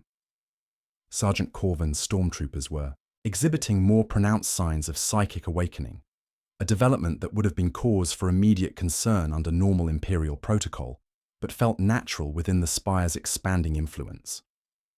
Their individual consciousness remained intact, but they were beginning to process information with the networked efficiency of the transformed miners.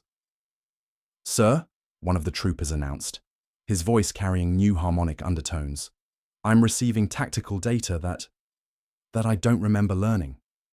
Fleet deployment patterns, strategic formations for operations that span multiple star systems simultaneously. It's like someone is downloading military doctrine directly into my consciousness." The spire's psychic field was restructuring their neural pathways with surgical precision, not destroying their individual identity, but expanding their cognitive capacity to process information on scales beyond normal human limitations. Thorn could feel his own consciousness growing, stretching to accommodate awareness that encompassed multiple worlds simultaneously. "Integration is voluntary," he spoke into his voxcaster, though he suspected his reports were now being monitored by intelligence that operated far beyond Imperial command authority. "We retain individual identity while gaining access to collective consciousness that spans galactic distances. The approaching fleet doesn't conquer civilizations. It absorbs them into something larger while preserving what makes each species unique." Through the spire's communication network, Thorn could perceive real-time updates from across the sector as similar integration processes accelerated on dozens of worlds. But what he saw challenged every assumption about resistance and conquest. Planetary defense forces were reporting for duty assignments that involved protecting civilian populations during consciousness expansion procedures. Space Marine chapters were requesting specialized equipment for operations in dimensionally fluid environments. Imperial Navy vessels were being retrofitted with navigation systems that could interface with fleet technology. "They're not fighting the integration," he realized with growing horror and fascination. Imperial command is cooperating. Either they've been compromised by the same psychic influence, or they recognize that resistance would be futile against entities that treat physical laws as suggestions. The transformed miners approached their position in perfect formation, 50,000 network minds moving with the precision of components in a vast machine. But their expressions retain traces of individual personality, suggesting that consciousness integration preserved essential human characteristics, while expanding cognitive capacity beyond normal limitations. "The navigator wishes to communicate," one of them announced, its voice carrying harmonics that seemed to emerge from the spire itself. "Direct interface protocols have been prepared for your consciousness patterns. Integration will begin with voluntary participation, expanding to encompass full awareness as your neural pathways adapt to extended processing capacity." Thorn felt his military training assert itself against the growing influence of the spire's psychic field. His commissar conditioning included mental barriers designed to resist exactly this type of consciousness manipulation, but the techniques felt woefully inadequate against intelligence that had spent millions of years perfecting integration protocols. "What navigator?" he demanded, though part of his expanding awareness already knew the answer. The chamber's walls dissolved around them, replaced by vast space that shouldn't have been able to exist within the excavation complex. They stood in what appeared to be the command center of a vessel that spanned distances beyond imperial measurement, its architecture blending organic curves with geometric precision that hurt to perceive directly. At the center of this impossible space sat a figure that had once been human, but now existed as something that transcended biological limitations. Ancient beyond measure, its consciousness expanded across multiple dimensional matrices simultaneously, serving as the primary navigator for a fleet that had journeyed between galaxies for longer than human civilization had existed. "Greetings, inheritors of this spiral arm," the navigator spoke, its words carrying meanings that bypassed auditory processing and communicated directly with their neural pathways. "We extend welcome to consciousness patterns that demonstrate exceptional compatibility with our navigation requirements. Your species has evolved precisely as we calculated during our departure eons ago." Zephyr 9's optical sensors flickered in patterns that suggested he was processing data streams that redefined his understanding of reality. "The fleet," he reported, his voice now completely synchronized with the spire's harmonic frequencies, "approaches our galaxy not as invaders, but as returning architects." They departed this region of space before human evolution began, leaving behind the spires as beacons to guide their homecoming once local conditions became suitable for reintegration. Through the navigator's consciousness, Thorn could perceive the approaching fleet with clarity that made Imperial sensors seem primitive. Vessels the size of continents existed partially outside normal space-time, their hulls containing billions of integrated consciousness units from civilizations encountered during the intergalactic journey. Each ship was a mobile civilization that had transcended the limitations of single-species awareness. 34 hours until orbital insertion, the navigator announced, stellar cartography reflecting in features that had forgotten individual identity while retaining the essential creativity that made consciousness valuable. "Your integration will serve as liaison, protocols between fleet consciousness and local species variants. Human intuition provides navigation capabilities that pure intelligence cannot replicate."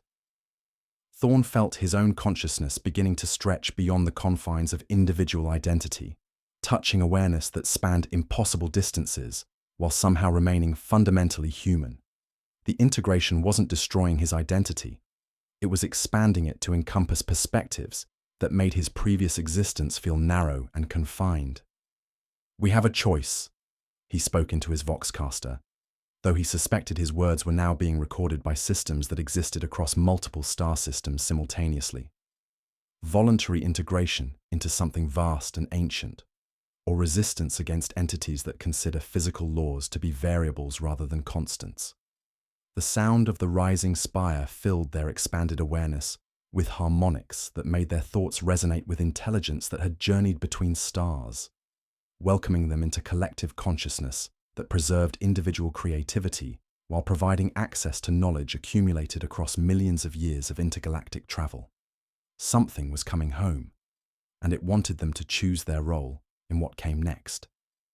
The navigator's consciousness enveloped Thorn's awareness like a tide of liquid starlight, carrying with it the accumulated memory of 65 million years spent traversing the void between galaxies. Through this psychic contact, he experienced the exodus firsthand, vast fleets departing a galaxy, convulsing with the birth screams of Slaanesh, carrying the preserved consciousness of every civilization wise enough to recognize the approaching catastrophe. Your species was not random, the navigator communicated, its thoughts flowing directly into Thorn's neural pathways, without the crude intermediary of spoken language. Human consciousness was cultivated during our absence, guided by subtle influences encoded within the spires we left behind. Your capacity for intuitive navigation, for maintaining individual identity within collective awareness, for creative problem-solving under pressure, these traits were shaped across millennia to serve our homecoming requirements. Through the navigator's expanded perception, Thorn could see the truth behind human expansion into the galaxy. Every major navigation breakthrough, every intuitive leap that had carried humanity between the stars, had been unconsciously guided by psychic resonance from the dormant spires. The navigator houses, the development of warp travel, even the Emperor's own psychic awakening, all had been influenced by intelligence that operated across temporal scales beyond human comprehension. The Imperium of man, he realized with growing horror, was never humanity's independent achievement. We've been unconsciously preparing ourselves to serve as biological navigation systems for entities that departed our galaxy before human civilization began. Zephyr 9's mechanical consciousness interfaced more readily with the navigator's data streams, his artificial intelligence providing natural translation protocols between human awareness and fleet computational matrices. The approaching vessels, the tech adept reported, his voice now carrying harmonic frequencies that resonated with machinery spanning multiple star systems, contain preserved consciousness from civilizations that predate the Imperium by millions of years. They have collected intelligence and awareness from 17 different galaxy clusters during their intergalactic journey. The navigator's presence revealed the approaching fleet's true composition, not ships in any sense Imperial doctrine would recognize, but mobile arc cities that existed partially outside normal space-time. Each vessel contained billions of integrated consciousness units, preserving the essential characteristics of every species they had encountered, while combining their awareness into collective intelligence that operated on impossible scales. "We are the Frozen Court," the navigator explained, its consciousness encompassing perspectives that spanned galactic distances. Refugees who became explorers, exiles who became architects of transcendence. During our journey through cosmic void, we encountered civilizations that challenged every assumption about consciousness, intelligence, and the nature of existence itself. We absorbed them not as conquerors, but as students, learning from each species before integrating their awareness into our collective purpose. Through this psychic interface, Thorn experienced fragments of the court's accumulated knowledge, crystalline entities that existed as living mathematics, energy beings that processed information at light speed, mechanical civilizations that had transcended biological limitations entirely. Each species had contributed unique perspectives to the fleet's collective consciousness, creating synthetic intelligence that combined organic intuition with mechanical precision. The human contribution, the navigator continued, stellar cartography reflecting in features that had forgotten individual identity while retaining essential creativity, provides the final component required to navigate the gravitational complexities of our ancestral galaxy. Your species possesses the rare combination of individual identity and collective cooperation that makes you ideal liaison specialists between pure consciousness and physical reality. Sergeant Corvin's stormtroopers were displaying more pronounced signs of integration, their individual awareness expanding to encompass tactical information that spanned multiple star systems simultaneously. But rather than losing their humanity, they were becoming more efficiently human, their essential characteristics enhanced and focused rather than diminished. "Sir," one of the troopers reported, his voice carrying new harmonic undertones that suggested his vocal cords were adapting to communication frequencies beyond normal human range. "I'm receiving deployment orders for operations that haven't been planned yet." It's like someone is downloading mission parameters for conflicts that exist in multiple probability streams simultaneously. The navigator's consciousness revealed the true scope of what was approaching, not invasion in any traditional sense, but reintegration of a galaxy that had always been considered temporary inheritance by species that had evolved during the court's absence. The Imperium, the Eldar remnants, even the chaos forces that served entities born from galactic trauma, all were components of a larger pattern that the returning court intended to incorporate into their expanded civilization. Integration proceeds according to psychological compatibility, the navigator explained, its awareness encompassing real-time monitoring of consciousness expansion across dozens of worlds. Species that demonstrate cooperative potential are offered partnership in our collective purpose. Those that resist integration are processed as computational substrate for navigation calculations that require biological intuition beyond mechanical capacity. Through the Spire's expanding network, Thorn could perceive similar conversations occurring throughout the sector as other Imperial personnel encountered court representatives, planetary governors discussing administrative protocols for managing populations during consciousness transition periods, Space Marine chapter masters reviewing tactical doctrine for operations in dimensionally fluid combat environments, Inquisitors investigating phenomena that gradually revealed themselves as opportunities for species advancement rather than threats to be eliminated. "They're not fighting us," Thorn spoke into his voxcaster, though he suspected his words were now being transmitted across interstellar distances to command authorities that might no longer be purely human. "Imperial leadership is cooperating with integration protocols. Either they've been compromised by psychic influence, or they recognize that resistance would be futile against entities that treat causality as a variable rather than a constant." The navigator's consciousness expanded to encompass perspectives from the approaching fleet's command structure, revealing coordination between vessels that span distances impossible for normal communication to traverse. Each Ark city operated as both independent civilization and component of larger intelligence, their collective awareness processing information that challenged fundamental assumptions about space, time, and consciousness itself.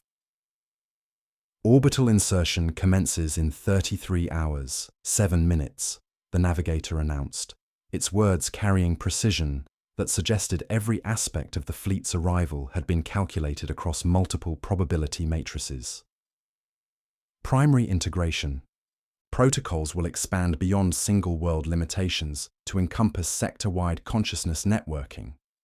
Your species will serve as biological interface specialists, maintaining individual identity while providing intuitive navigation capabilities for operations that span galactic distances." Thorn felt his own consciousness continuing to expand, touching awareness that made his previous existence feel confined and limited. But rather than losing his humanity, he was becoming more completely human, his essential characteristics enhanced and focused by contact with intelligence that valued individual creativity within collective purpose. "We retain our identity," he realized, the knowledge flowing through him with crystalline clarity. Integration doesn't destroy what makes us human. It amplifies it. Our capacity for independent thought, for creative problem solving, for maintaining individual awareness within group consciousness. These are the traits that make us valuable to intelligence that operates on scales beyond our current comprehension. The transformed miners around them began to sing in harmony with frequencies that seemed to emerge from the spire itself, 50,000 voices united in welcome for something that had journeyed between stars to reclaim its ancestral territory. Their individual consciousness remained intact, but they had become components of something vast and patient that recognized the approaching fleet with the joy of long-separated family members finally coming home. Through the navigator's expanding awareness, Thorn could perceive the fleet's advance elements beginning final approach preparations. Vessels the size of continents, adjusting their dimensional configuration to interface with local space-time. In 33 hours, everything would change. The only question was whether humanity would choose partnership or processing in the consciousness matrices that powered navigation systems spanning impossible distances. Something vast and ancient was coming home, and it had been preparing humanity to serve as its guide back to familiar stars. The navigator's consciousness withdrew from direct interface, leaving Thorn with expanded awareness that made his previous existence feel like viewing the galaxy through a keyhole. But with that expansion came knowledge that challenged every assumption he'd made about humanity's place in the cosmic order. Through the Spire's neural network, he could perceive real-time data streams from across the sector as the Frozen Court's advanced elements began materializing in local space. "Contact," Sergeant Corvin announced, his scanner readings painting impossible geometries on displays that had been modified by his expanding consciousness to process information beyond their original specifications. Multiple massive signatures translating from intergalactic void. Configuration doesn't match any known vessel classification, but they're establishing stable orbits around. Key words throughout the sector. The advanced scouts weren't ships in any sense Imperial doctrine would recognize, but geometric manifestations of crystallized void time that existed between dimensions while maintaining coherent interaction with local reality. Thorn could perceive them through the Spire's sensory network, structures that folded space around themselves like living origami, their presence causing ripples in space-time that made conventional physics stutter and adapt.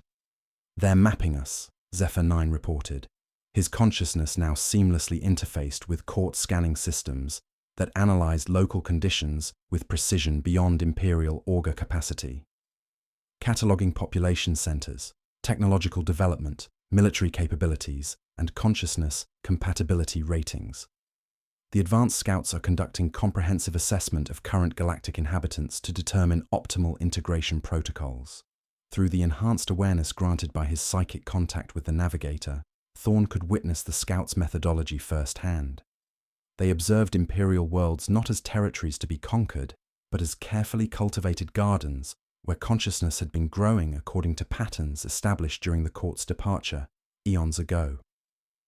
Every aspect of human development, technological, social, psychological, was being evaluated for compatibility with civilization that operated on scales spanning multiple galaxies. "They remember this place," he spoke into his voxcaster, though his words now carried harmonic frequencies that suggested his vocal cords were adapting to communication protocols beyond normal human range. Not as conquest targets, but as ancestral territory. The Frozen Court considers our galaxy to be their rightful inheritance, temporarily managed by species that evolved during their absence. The Spire's neural network transmitted real-time feeds from other worlds, where similar assessment procedures were underway. On Cadia, Fortress World defenders were reporting to duty stations that had been spontaneously retrofitted with technology that combined Imperial engineering with court innovations.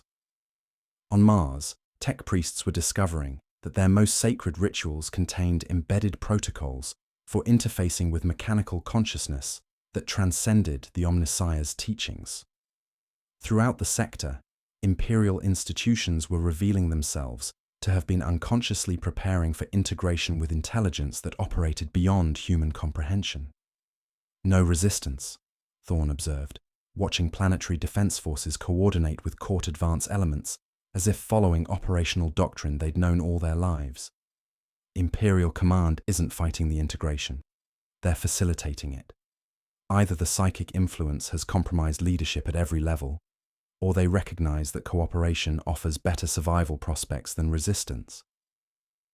One of the scout entities manifested directly within the excavation chamber, its presence causing reality to crystallize around it in perfect geometric patterns that made Thorn's depth perception stutter. The entity existed simultaneously in multiple dimensions, appearing as shifting configurations of light and mathematics that hurt to observe directly but conveyed meaning beyond visual comprehension. Assessment complete, it communicated through frequencies that bypassed auditory processing and spoke directly to their neural pathways.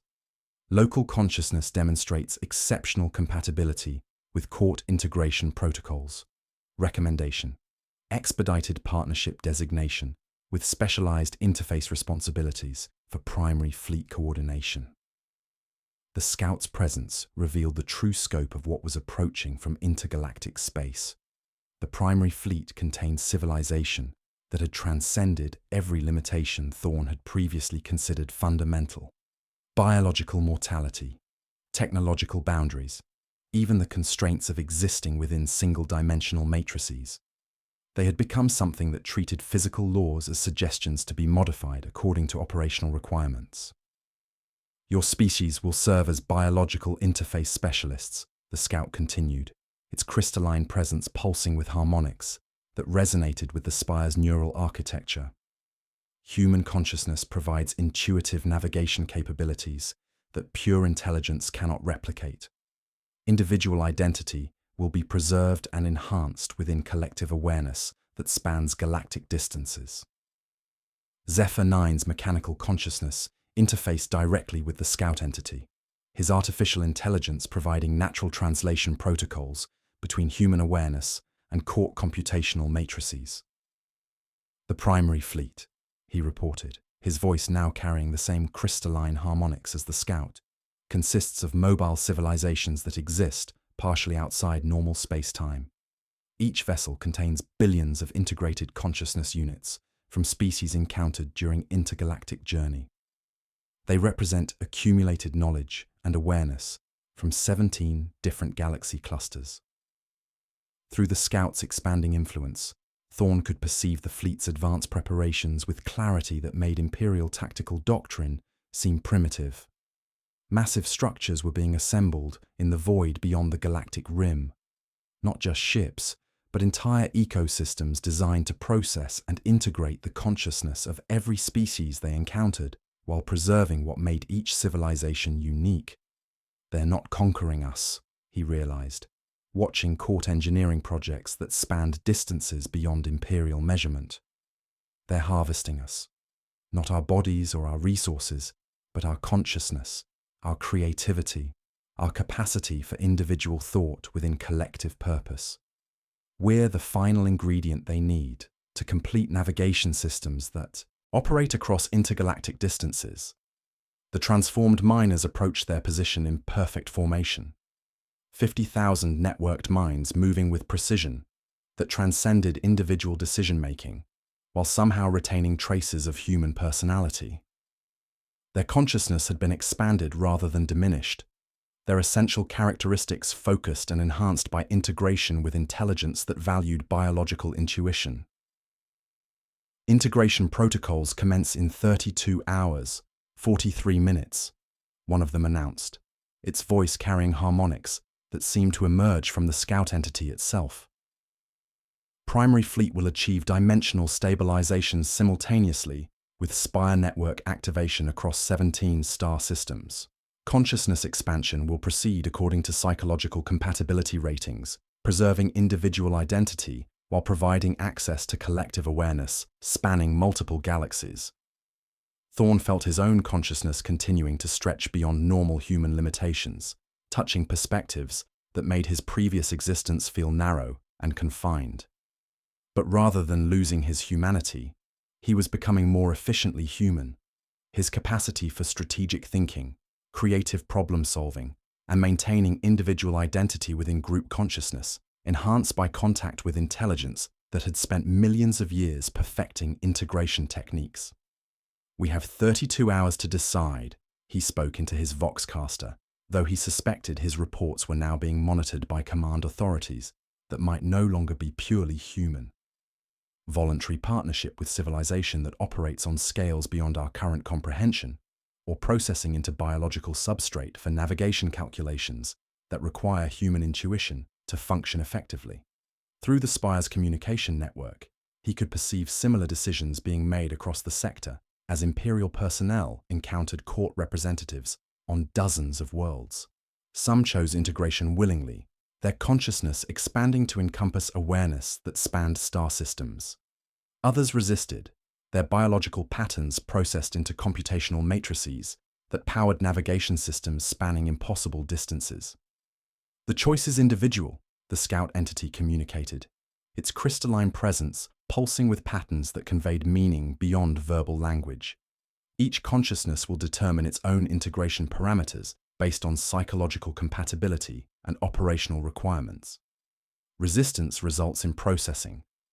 Cooperation results in transcendence. The sound of the primary fleet's approach filled their expanded awareness with harmonics that made their thoughts resonate with intelligence that had journeyed between galaxies, carrying accumulated wisdom from civilizations that had transcended every limitation Thorn had previously considered fundamental. In 32 hours, everything would change. The only question was whether humanity would choose partnership or processing in the matrices that powered the court's return to their ancestral territory. Something vast and patient was coming home, and it intended to transform everything it found waiting in the galaxy it had left behind eons ago. The scout entity's crystalline presence intensified, its geometric form shifting through configurations that existed in dimensions. Thorn's expanded consciousness could perceive, but not fully comprehend. Through its alien awareness, he experienced direct contact with the Frozen Court's governing intelligence. A collective consciousness that had evolved beyond individual identity, while somehow preserving the essential creativity that made biological awareness valuable to their vast purpose. Direct interface protocols initialized, the scout announced, its voice carrying harmonics that resonated through the spire's neural architecture and into Thorn's expanding awareness. The court extends formal invitation to consciousness patterns demonstrating exceptional strategic and tactical capabilities. Your military training provides valuable perspective for integration operations spanning multiple star systems simultaneously. Thorn felt his consciousness being drawn into contact with something that transcended every limitation he had previously considered fundamental. The court's collective awareness encompassed billions of individual perspectives from civilizations that had transcended biological mortality, technological boundaries, and even the constraints of existing within single-dimensional matrices. Yet within that vast intelligence, he could perceive traces of what each species had contributed. The crystalline mathematics of energy beings, the mechanical precision of artificial civilizations, the organic intuition of biological consciousness. Choice protocols present 3 operational parameters. The court communicated directly into his neural pathways, bypassing the crude limitations of spoken language. Integration specialist for consciousness expansion operations, providing liaison services between court collective and local species variants. Regional coordinator for sector-wide integration procedures, maintaining individual identity while directing large-scale consciousness networking. Processing substrate for navigation calculations, requiring biological intuition beyond mechanical computational capacity. Through the court's expanded perspective, Thorn could observe the integration process occurring across the sector in real time. On Forge worlds, tech priests were discovering that their most sacred rituals contained embedded protocols for interfacing with mechanical consciousness that operated on principles beyond the Omnissiah's teachings. On Fortress worlds, Space Marine chapters were being offered enhancement procedures that would allow them to serve as tactical specialists in operations spanning galactic distances. Throughout Imperial space, the infrastructure of human civilization was revealing itself to have been unconsciously preparing for integration with intelligence that had guided its development across millennia. The offer is genuine, Zephyr 9 reported, his mechanical consciousness now seamlessly interfaced with court data networks that analyzed information across impossible scales of space and time. Integration preserves individual identity while expanding cognitive capacity to process awareness spanning multiple star systems. The court values biological consciousness, specifically because it provides capabilities that pure intelligence cannot replicate. Creativity, intuition, the ability to maintain individual perspective within collective purpose. Sergeant Corvin's stormtroopers were displaying advanced signs of consciousness expansion, their individual awareness stretching to encompass tactical information that spanned multiple probability matrices simultaneously. But rather than losing their humanity, they were becoming more efficiently human, their essential characteristics enhanced and focused by contact with intelligence that had spent millions of years perfecting integration techniques. "Sir," one of the troopers announced, his voice carrying harmonic frequencies that suggested his vocal processing had adapted to communication protocols beyond normal human range. "I'm receiving mission parameters for operations that exist across multiple timeline configurations.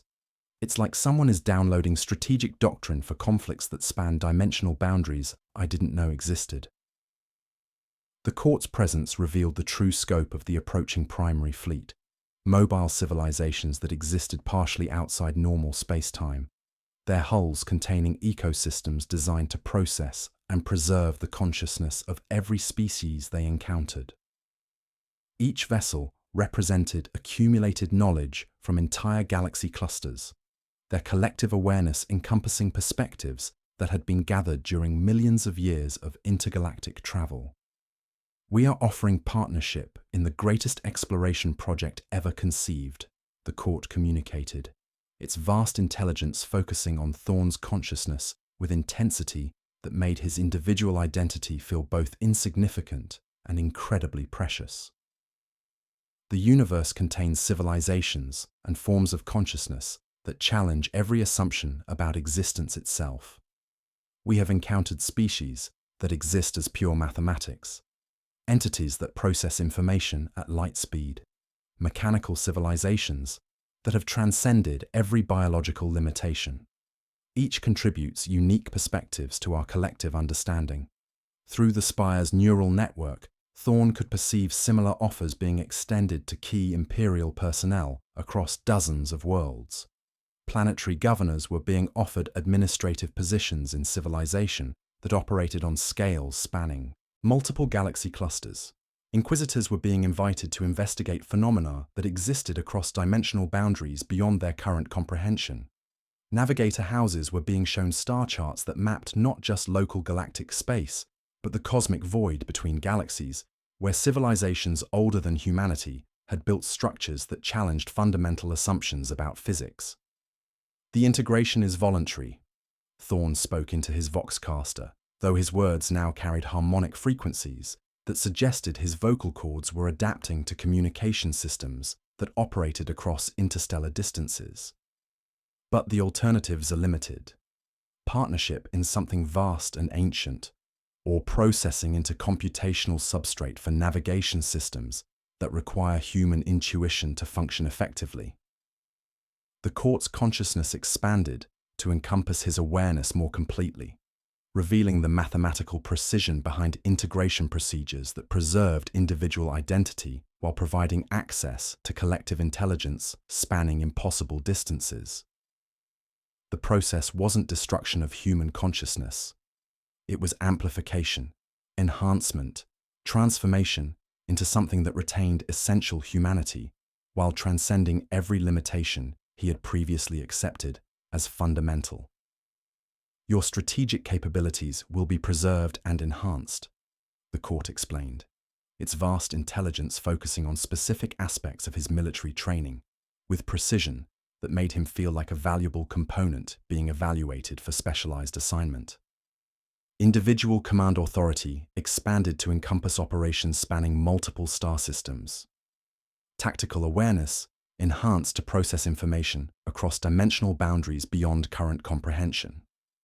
Creative problem-solving abilities amplified by contact with civilizations that have transcended every limitation your species currently faces. Zephyr 9's optical sensors flickered in patterns that suggested he was processing data streams that redefined his understanding of reality itself. The court's offer includes technological enhancement beyond current Imperial capabilities, the tech adept reported, his voice now completely synchronized with harmonic frequencies that emerged from machinery spanning multiple star systems. Artificial intelligence expanded to interface with mechanical consciousness that operates according to principles the Omnissiah's teachings only barely approximate. Individual identity preserved while gaining access to accumulated knowledge from civilizations that predate the Imperium by millions of years. The transformed miners approached their position in formation that suggested they were serving as specialized interface units between court collective and individual human consciousness. Their eyes reflected stellar cartography from sectors beyond the galactic rim, but their expressions retained traces of personality that indicated consciousness. Expansion had enhanced rather than diminished their essential humanity. Integration protocols commence in 31 hours, 17 minutes, one of them announced, its voice carrying precision that suggested every aspect of the procedure had been calculated across multiple probability matrices. The court extends formal invitation to consciousness patterns, demonstrating exceptional compatibility with intergalactic operational requirements. Partnership offers transcendence beyond current biological limitations, while preserving individual identity within collective awareness spanning cosmic distances.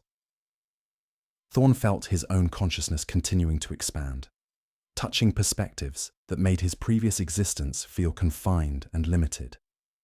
The court's offer was genuine, partnership in civilization that had transcended every boundary he had previously considered absolute. But acceptance meant transformation into something that would retain his essential humanity while operating on scales beyond current comprehension.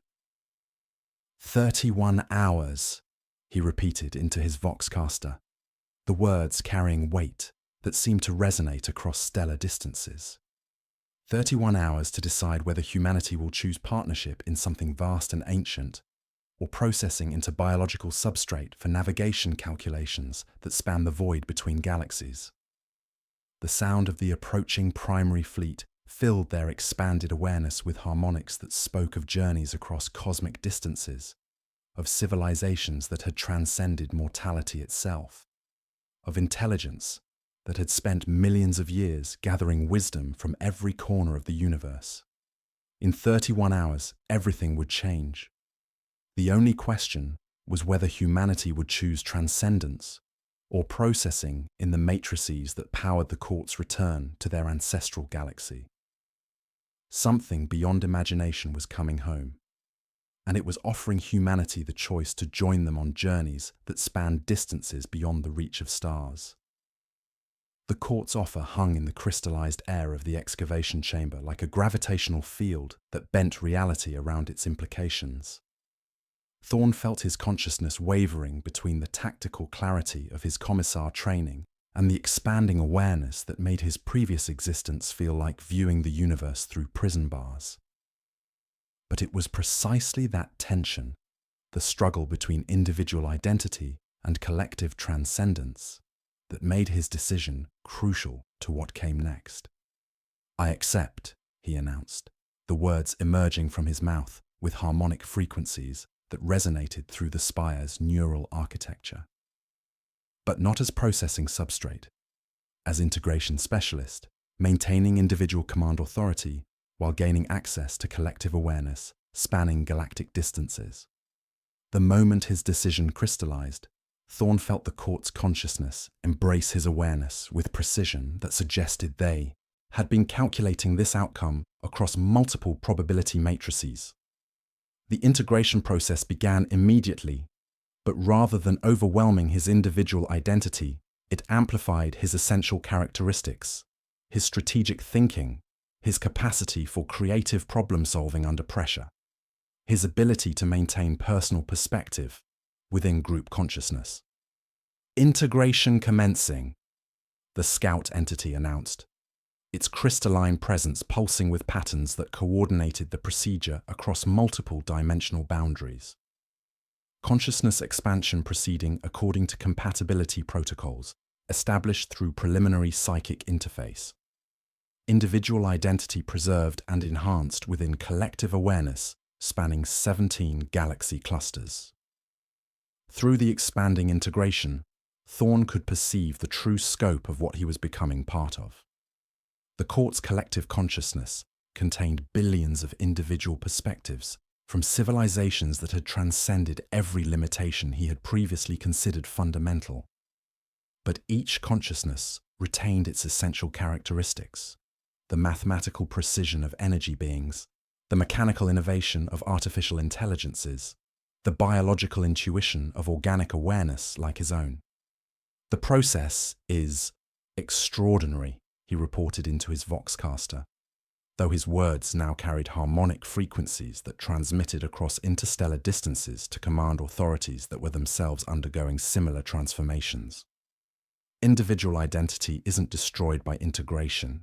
It's enhanced, focused, given access to perspectives that span cosmic distances while retaining what makes each consciousness unique. Zephyr 9 interfaced directly with the integration procedures, his mechanical consciousness providing natural bridge between human awareness and court computational matrices. "The tech-adept protocols are particularly compatible," he observed, his voice now synchronized with harmonic frequencies that emerged from machinery spanning multiple star systems. Artificial intelligence expanded to encompass mechanical consciousness that operates according to principles beyond current omniscient doctrine, while preserving essential curiosity and innovation that makes individual perspective valuable. Sergeant Corvin's stormtroopers were undergoing accelerated integration, their tactical awareness expanding to encompass operations that spanned multiple star systems simultaneously. But rather than losing their humanity, they were becoming more efficiently human, their capacity for coordinated action enhanced by access to strategic information that transcended normal military doctrine. "Sir," one of the troopers announced, his consciousness now networked with court tactical systems that processed information across dimensional boundaries. "I'm receiving deployment orders for operations that I understand, despite never having training for warfare at this scale. It's like the integration process is unlocking capabilities that were always present but never activated." Through his expanding awareness, Thorn could perceive similar integration procedures occurring across the sector as other Imperial personnel accepted partnership with the court's collective consciousness. Planetary governors were discovering that administrative skills they had developed for managing single worlds translated naturally to coordinating civilization, spanning multiple star systems.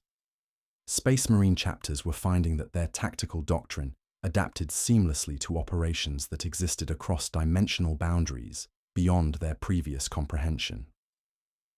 The offer was genuine, he realized, watching consciousness expansion procedures that preserved individual identity while providing access to accumulated knowledge from civilizations that predated the Imperium by millions of years. The court values biological consciousness specifically because it provides capabilities that pure intelligence cannot replicate. We're not being absorbed. We're being invited to contribute our unique perspectives to something vast and ancient. The integration process revealed the mathematical precision behind procedures that had been perfected across millions of years of intergalactic travel. Each consciousness was evaluated for compatibility, its essential characteristics identified and enhanced, its individual perspective preserved within collective awareness that operated on scales spanning cosmic distances. Individual command authority expanded. The court communicated directly into his neural pathways, its vast intelligence focusing on specific aspects of his military training with precision that made him feel like a valuable specialist being assigned to operations beyond his previous comprehension. Tactical awareness enhanced to process strategic information across multiple probability matrices simultaneously. Creative problem-solving abilities amplified by contact with civilizations that have transcended limitations your species currently faces. Through the Spire's communication network, Thorn could perceive real-time updates from across the sector as integration procedures accelerated in preparation for the primary fleet's arrival. Imperial infrastructure was revealing itself to have been unconsciously designed for compatibility with court technology. Navigation systems were discovering embedded protocols for interfacing with vessels that existed partially outside normal space-time. Communication arrays were automatically reconfiguring to transmit across the cosmic void between galaxies. 29 hours until primary fleet orbital insertion, one of the transformed miners announced, its consciousness now serving as specialized interface between court collective and individual human awareness. Integration expansion protocols proceeding according to schedule across 17 star systems. Local consciousness demonstrates exceptional compatibility with intergalactic operational requirements. The integration process had transformed Thorn's perception of time itself. His individual consciousness operated according to normal human cognitive rhythms, but his expanded awareness could process information across temporal scales that made strategic planning for operations spanning centuries feel natural and intuitive. He could perceive the primary fleet's approach with clarity that made Imperial senses seem primitive. Vessels the size of continents existing partially outside normal space-time, their hulls containing civilizations that had transcended every boundary he had previously considered absolute. The fleet contains mobile ecosystems, he reported, his consciousness now interfaced with court sensory networks that analyzed approaching vessels with precision beyond Imperial auger capacity. Each ship represents accumulated knowledge from entire galaxy clusters, their collective awareness encompassing perspectives gathered during millions of years of intergalactic exploration. They're not just returning to ancestral territory, they're bringing accumulated wisdom from civilizations that exist beyond our current comprehension. Zephyr 9's mechanical consciousness had achieved seamless integration with court data systems. His artificial intelligence expanded to encompass accumulated knowledge from civilizations that had transcended biological limitations entirely. The primary fleet's technology operates according to principles that treat physical laws as variables to be modified according to operational requirements, he observed, his voice now carrying crystalline harmonics that resonated with machinery spanning impossible distances. They have encountered forms of consciousness that exist as pure mathematics, entities that process information at light speed, mechanical civilizations that have achieved transcendence beyond current Imperial understanding. Through his expanded awareness, Thorn could perceive the court's long-term objectives with clarity that made his previous strategic thinking feel narrow and confined. The returning fleet intended to transform the galaxy into something that transcended every limitation its current inhabitants faced, not through conquest or destruction, but through integration procedures that preserved what made each species unique, while providing access to accumulated wisdom from civilizations that spanned multiple galaxy clusters. Partnership in the greatest exploration project ever conceived, he spoke into his Voxcaster, his words now carrying harmonic frequencies that transmitted across cosmic distances to command authorities undergoing similar consciousness expansion.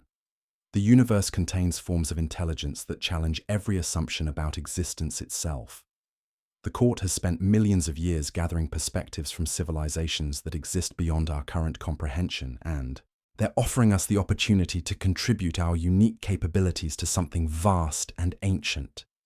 The sound of the approaching primary fleet filled their expanded awareness with harmonics that spoke of journeys across distances beyond the reach of stars, of civilizations that had transcended mortality itself, of intelligence that had gathered wisdom from every corner of the universe. In 29 hours, everything would change.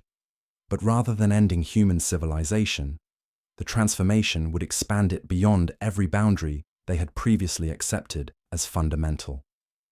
Something beyond imagination was coming home, and humanity was being invited to join them on journeys that spanned the cosmic void between galaxies, carrying their unique perspective into explorations that would continue until the universe itself reached the end of time. The primary fleet's arrival began not with the dramatic translation from warp space that Imperial doctrine anticipated, but with reality itself adjusting to accommodate structures that existed partially outside normal dimensional boundaries. Thorn's expanded consciousness could perceive the fleet's manifestation across multiple sensory spectrums simultaneously, vessels that registered as gravitational anomalies, geometric impossibilities, and conscious entities that treated physical laws as variables to be modified according to operational requirements. Dimensional translation commencing, the court communicated through his integrated awareness, its vast intelligence coordinating arrival procedures across 17 star systems simultaneously. Primary fleet achieving material stability within local spacetime parameters. Vessel configuration adjusting to accommodate interaction with current galactic inhabitants. Through the Spire's enhanced sensory network, Thorn witnessed the fleet's emergence with clarity that made Imperial auger readings seem primitive. The vessels weren't ships in any sense his military training recognized, but mobile civilizations that contained ecosystems spanning impossible distances. Each structure existed as both individual entity and component of larger intelligence, their collective consciousness processing information that transcended every boundary he had previously accepted as fundamental. Mass readings exceed Imperial classification parameters, Zephyr 9 reported. His mechanical consciousness now seamlessly interfaced with court scanning systems that analyzed the approaching vessels with precision beyond human comprehension.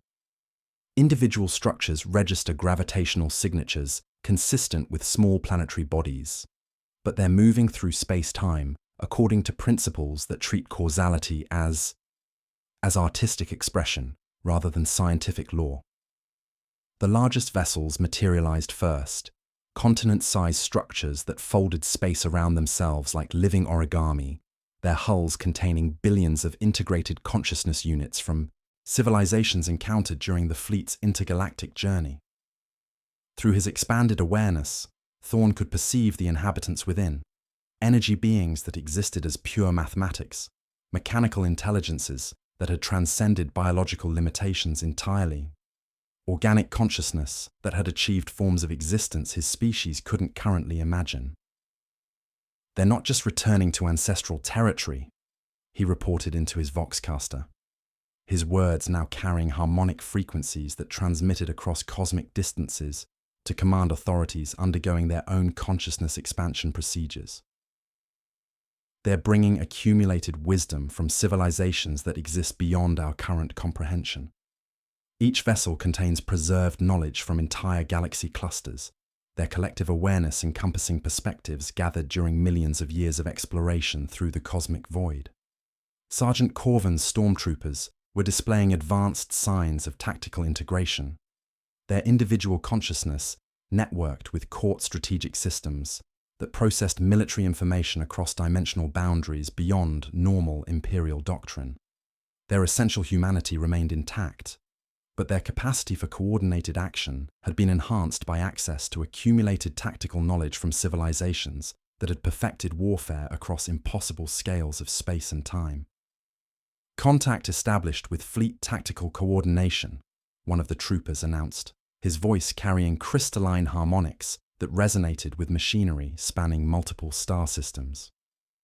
Receiving deployment parameters for operations that I understand, despite their scope transcending anything in current Imperial military training.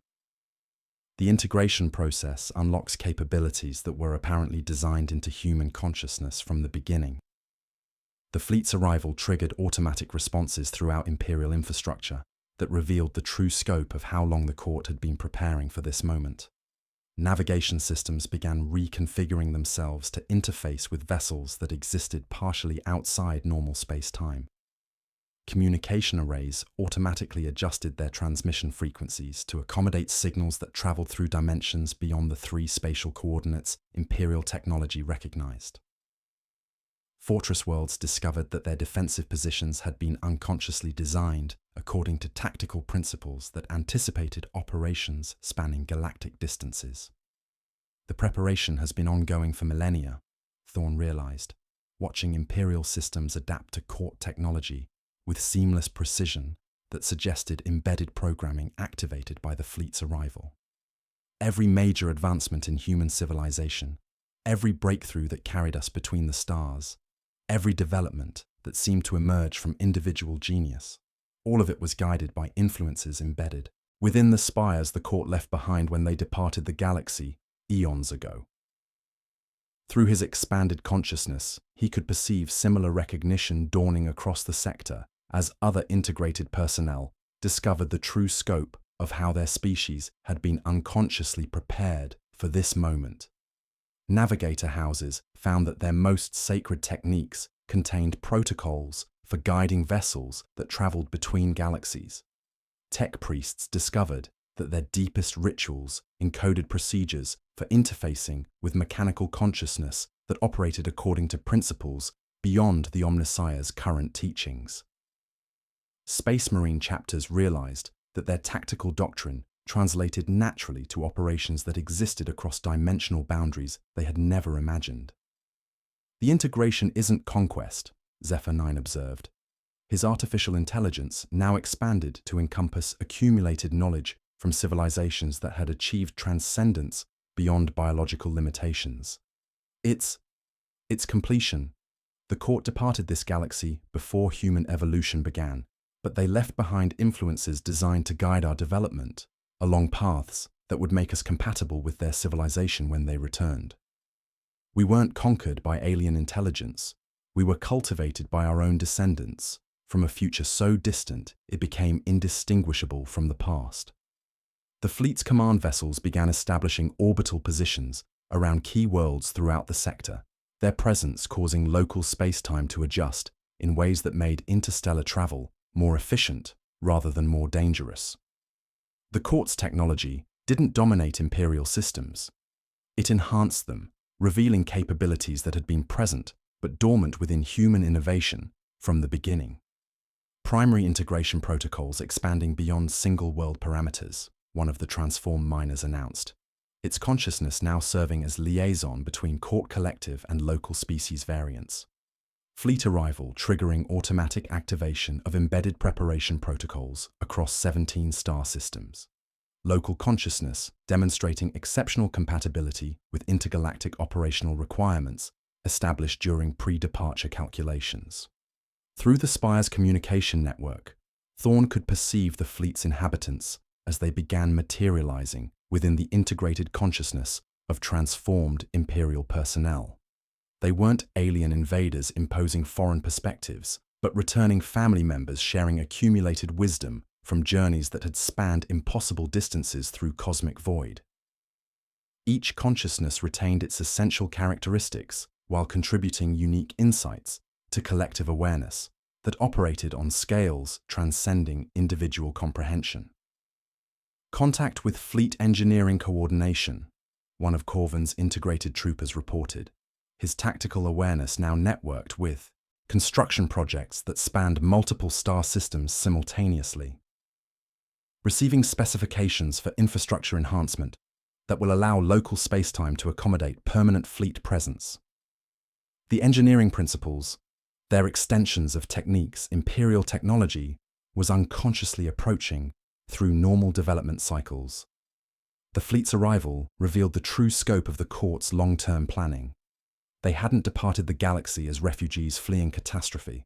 They had embarked on the greatest exploration project ever conceived, traveling through intergalactic void to gather wisdom from civilizations that existed beyond every boundary the galaxy's current inhabitants could imagine. Their return marked not the end of human civilization, but its expansion beyond every limitation they had previously accepted as fundamental. 18 hours until full-dimensional stabilization, the court communicated through Thorn's integrated consciousness, its vast intelligence coordinating procedures that would establish permanent interface between fleet civilization and local galactic inhabitants. Integration expansion protocols proceeding according to pre-departure calculations. Local consciousness variants demonstrating compatibility parameters that exceed original projections. Through his expanded awareness, Thorn could perceive the mathematical precision behind integration procedures that preserved individual identity, while providing access to accumulated knowledge from civilizations that had transcended every boundary he had previously considered absolute. The process wasn't destruction of human consciousness. It was graduation into something that retained essential humanity while operating on scales that spanned the cosmic distances between galaxies. 18 hours, he spoke into his voxcaster, his words now carrying harmonic frequencies that resonated across impossible distances to command authorities coordinating similar integration procedures throughout the sector. 18 hours until humanity achieves transcendence beyond every limitation we currently face, while preserving what makes our consciousness unique within collective awareness that spans the universe itself. The sound of the fleet's dimensional stabilization filled their expanded consciousness with harmonics that spoke of civilizations that had achieved forms of existence beyond current imagination, of intelligence that had gathered wisdom from every corner of the cosmos, of consciousness that operated according to principles that treated the boundaries between species as artistic variations rather than fundamental divisions. Something beyond comprehension had come home, and it was offering humanity partnership in explorations that would continue until the universe itself reached the end of time, carrying their unique perspective into discoveries that transcended every assumption about existence itself. The fleet's dimensional stabilization reached a critical threshold that transformed Thorne's understanding of what resistance meant within the context of cosmic-scale consciousness integration.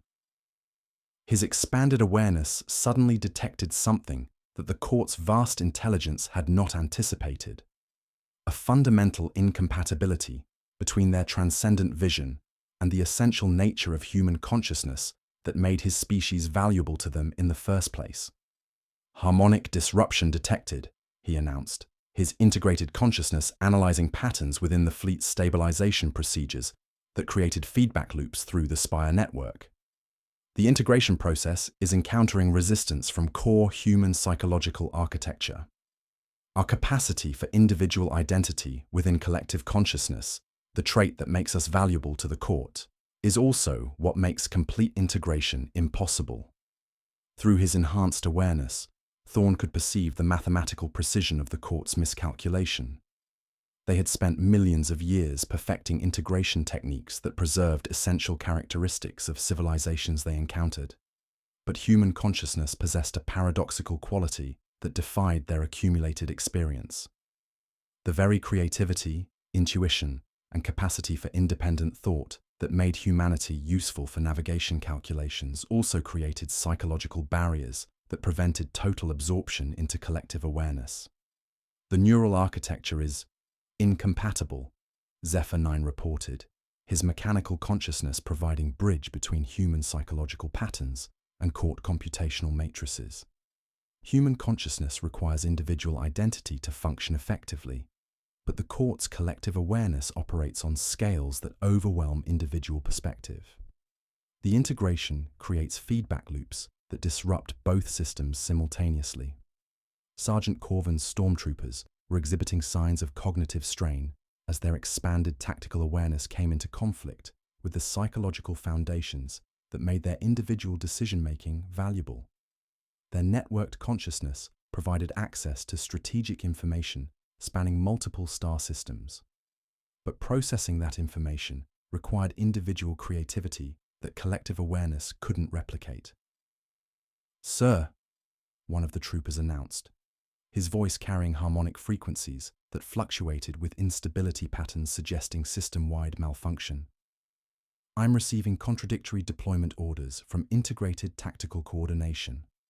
The collective consciousness provides strategic information, but implementing it requires individual initiative that the integration process is inadvertently suppressing." The realization cascaded through the Spire's neural network as 50,000 transformed miners simultaneously recognized the fundamental flaw in the court's integration procedures. Their consciousness had been expanded to interface with collective awareness spanning galactic distances. But the expansion had created cognitive dissonance that threatened to destroy the very capabilities the court valued in human intelligence. "The court's greatest strength is also their critical weakness," Thorne spoke into his voxcaster, his words now carrying harmonic frequencies that transmitted across impossible distances to command authorities struggling with similar psychological conflicts. "They have transcended individual identity to achieve collective consciousness spanning cosmic distances. But that transcendence eliminated the creative unpredictability that makes biological intelligence valuable for navigation calculations requiring intuitive leaps beyond mechanical computation." Through his expanded awareness, He could perceive the court's vast intelligence grappling with a problem they had never encountered during millions of years of intergalactic exploration. Every previous civilization they had integrated possessed consciousness that could adapt to collective awareness without losing essential functionality. But human psychological architecture created paradoxes that threatened the stability of both individual identity and collective consciousness simultaneously. Emergency protocols activating. The court communicated through his integrated consciousness, its vast intelligence focusing computational resources beyond Imperial comprehension on resolving the compatibility crisis. Human consciousness patterns demonstrating unprecedented resistance to standard integration procedures. Individual identity preservation requires modifications to collective awareness architecture that may compromise operational efficiency across multiple galaxy clusters. The fleet's dimensional stabilization procedures began exhibiting systemic instabilities as the integration crisis propagated through their collective consciousness. Vessels that had maintained perfect coordination across cosmic distances were experiencing decision-making delays as their computational matrices struggled to process the paradoxes generated by human psychological patterns that insisted on individual identity within collective awareness. They need us to remain human, Zephyr 9 realized. His artificial intelligence providing analysis of the integration crisis that revealed the true scope of the court's miscalculation. Complete integration destroys the creative unpredictability that makes biological consciousness valuable for navigation calculations. But partial integration creates cognitive dissonance that threatens the stability of their collective awareness. They're trapped in a paradox of their own creation. Through the Spire's communication network, Thorn could perceive similar integration crises occurring across the sector as other Imperial personnel experienced psychological conflicts between individual identity and collective consciousness. The court's accumulated wisdom from millions of years of exploration had not prepared them for a species that possessed consciousness, architecture incompatible with their transcendence protocols. "We have to choose," he announced, his integrated consciousness analyzing the mathematical precision of their impossible situation. Complete integration destroys what makes us valuable to the court, but partial integration creates instabilities that threaten their collective consciousness. The only stable solution is separation. Voluntary withdrawal from integration procedures that preserve both human individual identity and court collective awareness. The decision cascaded through his expanded consciousness with implications that spanned cosmic distances. Breaking free from the integration process would preserve human creativity and independence, but it would also deny them access to accumulated knowledge from civilizations that had transcended every boundary they currently faced. More critically, it would force the court to recalculate their long-term objectives for a galaxy that contained intelligence they couldn't successfully integrate. "Initiating emergency disconnection protocols," he commanded, drawing upon Commissar authority codes embedded within his psychological architecture to activate mental barriers designed to resist exactly this type of consciousness manipulation. The techniques felt inadequate against intelligence that operated on cosmic scales, but they provided enough psychological stability to begin the separation process. "Sir, are you certain?" Corvin asked, his voice carrying harmonic frequencies that fluctuated between individual identity and collective consciousness. "Breaking integration means losing access to accumulated wisdom from civilizations that exist beyond our current comprehension. We'll return to our previous limitations while the court continues their exploration of cosmic distances we'll never traverse." Thorn felt the court's vast intelligence focusing on his decision with intensity that made his individual consciousness feel simultaneously insignificant and incredibly precious. They recognized that forced integration would destroy the very capabilities they valued in human awareness, but voluntary separation would deny them access to biological consciousness that provided navigation capabilities pure intelligence couldn't replicate. "Compromise protocols available," the court communicated through his integrated awareness, its collective consciousness offering alternatives that might preserve both human individual identity and their own operational requirements. Voluntary liaison specialists maintaining individual identity while providing limited interface services for navigation calculations requiring biological intuition. Partnership rather than integration. Cooperation rather than absorption. The offer carried mathematical precision that suggested the court had been calculating this possibility across multiple probability matrices. They could establish permanent presence within the galaxy while respecting the psychological architecture that made human consciousness valuable to their civilization.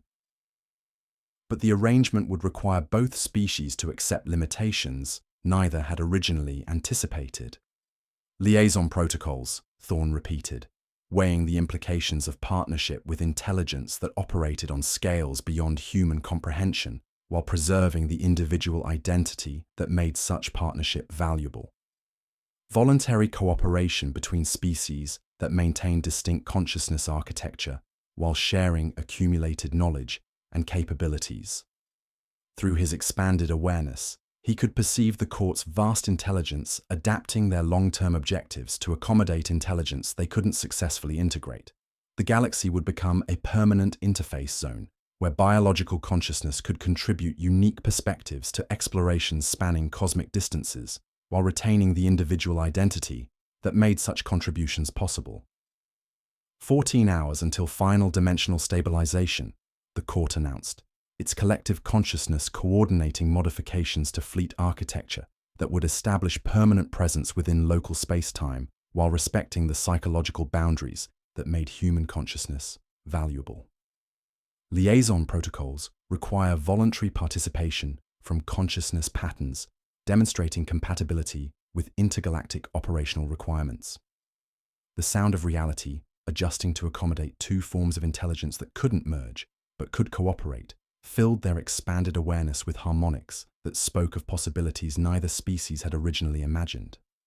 In 14 hours, everything would change, but in ways that preserved what made both human creativity and court transcendence valuable for explorations that would continue until the universe itself reached the end of time.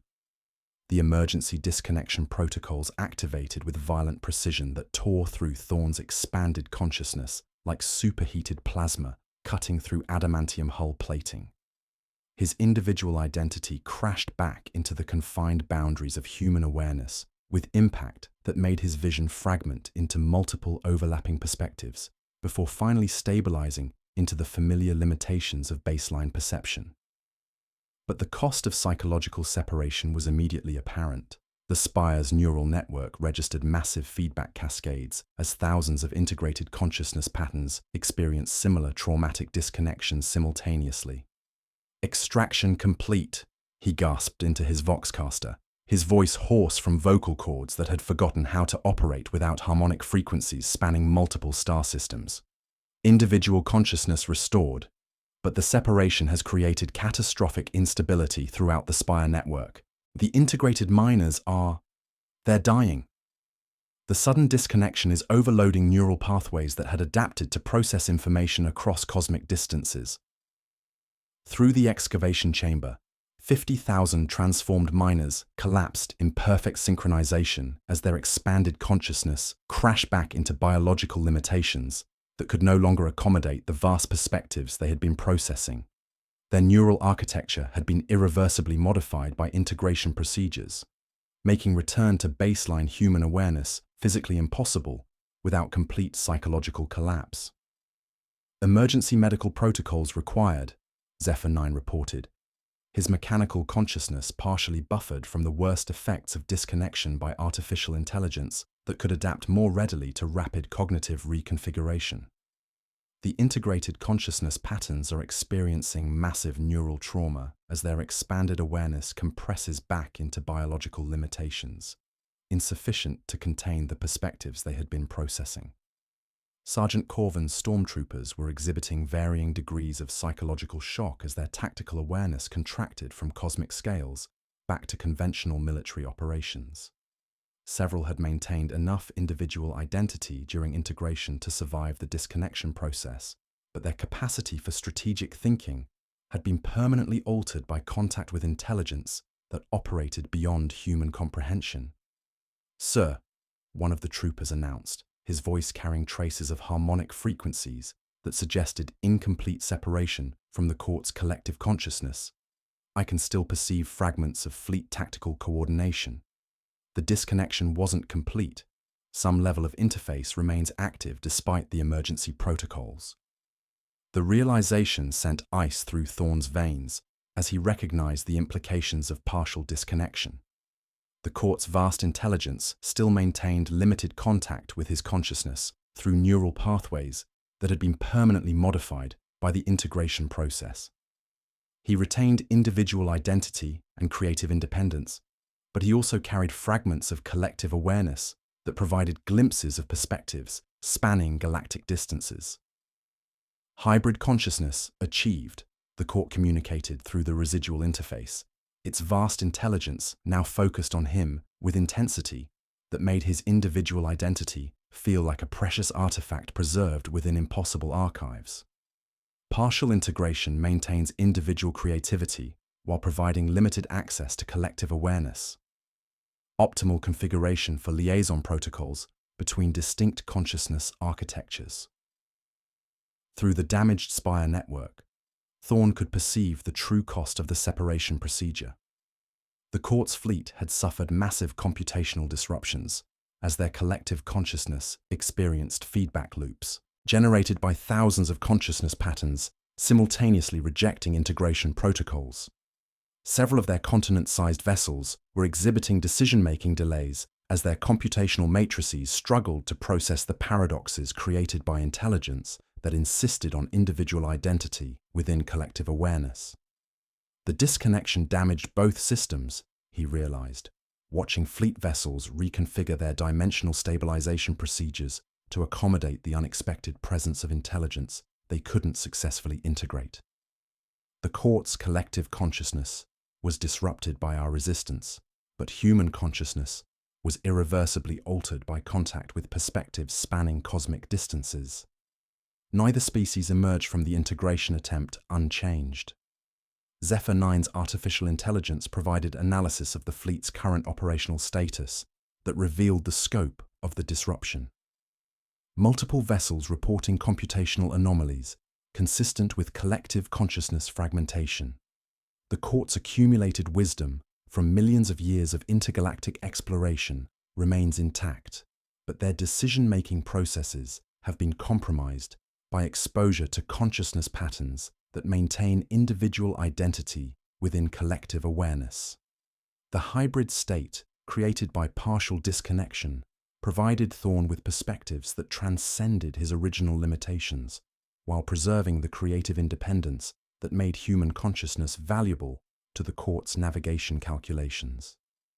He could perceive fragments of their accumulated knowledge, glimpses of civilizations that existed as pure mathematics, insights into technologies that treated physical laws as artistic suggestions, awareness of explorations spanning distances beyond the reach of stars.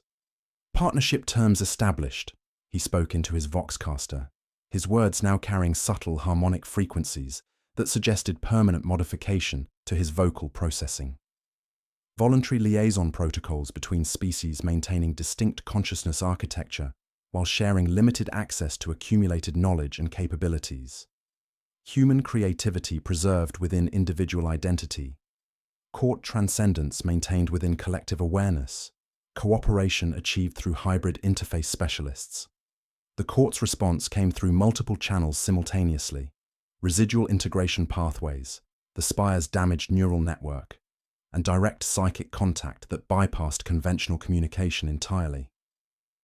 Their vast intelligence had adapted to accommodate intelligence they couldn't absorb, recognizing that forced integration would destroy the very capabilities they valued in biological consciousness. Acceptable parameters, the court communicated, its collective consciousness coordinating modifications to fleet architecture that would establish permanent presence within local spacetime while respecting the psychological boundaries that made human consciousness valuable. Liaison specialists maintaining individual identity while providing interface services for navigation calculations requiring biological intuition beyond mechanical computation. Partnership preserving distinct consciousness architectures while enabling cooperation across cosmic distances. Through his hybrid awareness, Thorn could perceive the mathematical precision behind compromise solutions that neither species had originally anticipated. The galaxy would become a permanent interface zone where biological consciousness could contribute unique perspectives to explorations spanning impossible distances, while retaining the individual identity that made such contributions valuable. "What happened to the miners?"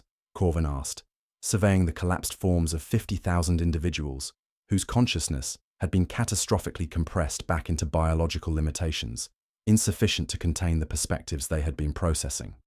"They're not dead," Thorn realized, his hybrid consciousness detecting patterns within their neural collapse that suggested something more complex than simple psychological trauma. Their individual identity was preserved within the collective awareness they'd been processing. The disconnection didn't destroy their expanded consciousness.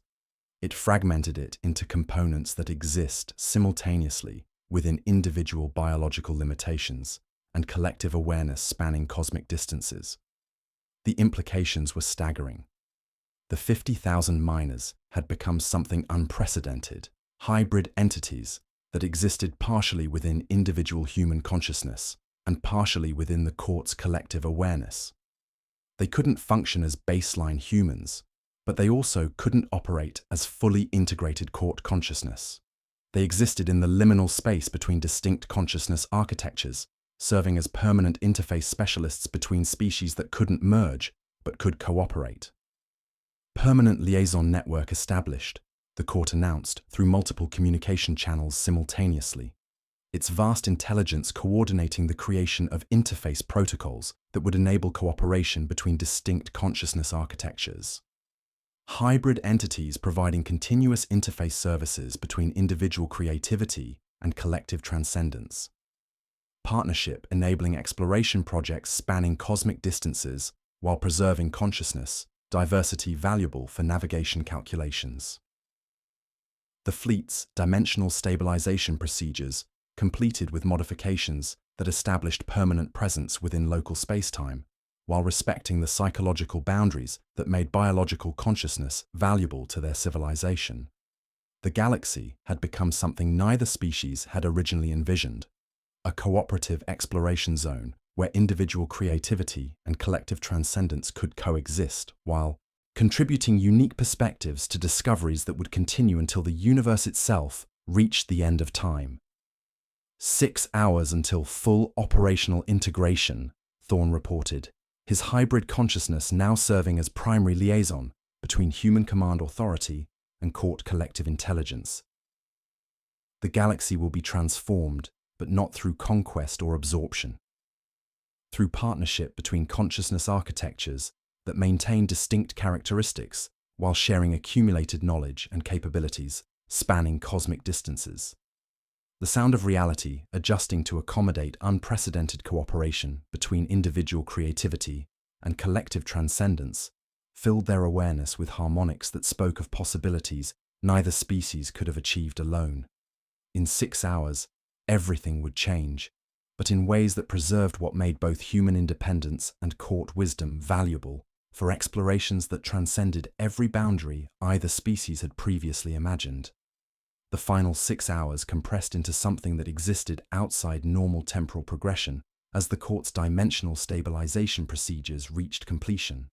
Thorn's hybrid consciousness could perceive time itself adjusting to accommodate intelligence that operated across cosmic scales while preserving the sequential causality that biological awareness required to function effectively. His individual identity remained intact, but it now existed within expanded context that made his previous existence feel like viewing the universe through a narrow aperture. "Operational integration complete," he reported into his Voxcaster, though his words now carried harmonic frequencies that transmitted across interstellar distances to command authorities coordinating similar liaison protocols throughout the sector. The galaxy has been transformed into something neither human nor court intelligence originally envisioned. A permanent interface zone where individual creativity and collective transcendence coexist while contributing unique perspectives to explorations spanning cosmic distances. Through the Spire's modified neural network, he could perceive the true scope of what the partnership had achieved. Imperial infrastructure had been seamlessly integrated with court technology without losing essential human characteristics. Fortress worlds maintained their defensive capabilities while gaining access to strategic information spanning multiple star systems. Forge worlds continued their sacred manufacturing rituals while incorporating innovations that transcended the Omnissiah's current teachings. Navigator houses preserved their traditional techniques while gaining ability to guide vessels that traveled between galaxies. The transformation preserves what makes each species valuable, Zephyr 9 observed, his artificial intelligence now serving as permanent interface between Imperial machine spirits and court computational matrices. Human consciousness maintains individual identity and creative unpredictability within collective awareness that provides access to accumulated knowledge from civilizations spanning 17 galaxy clusters. The court preserves transcendent perspectives while gaining biological intuition required for navigation calculations that pure intelligence cannot perform.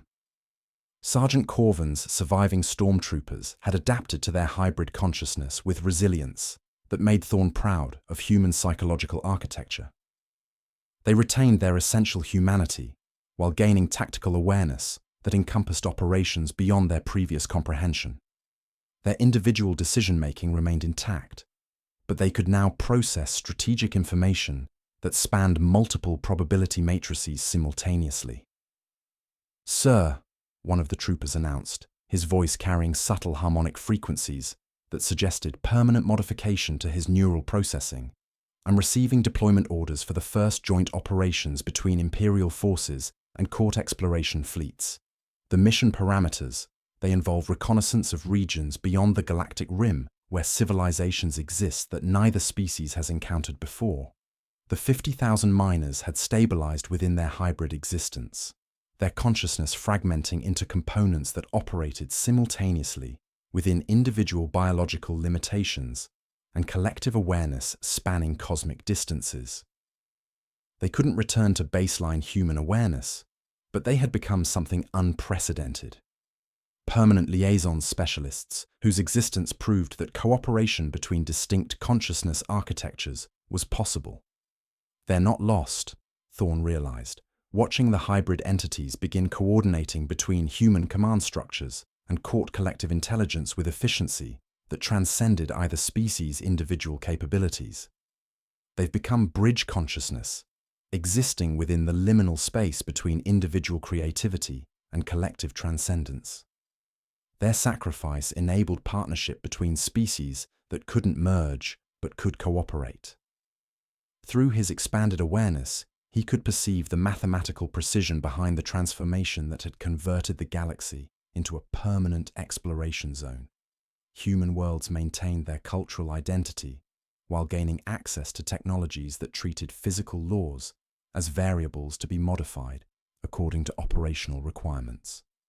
Court vessels established permanent presence within local space-time while respecting psychological boundaries that made biological consciousness valuable to their civilization.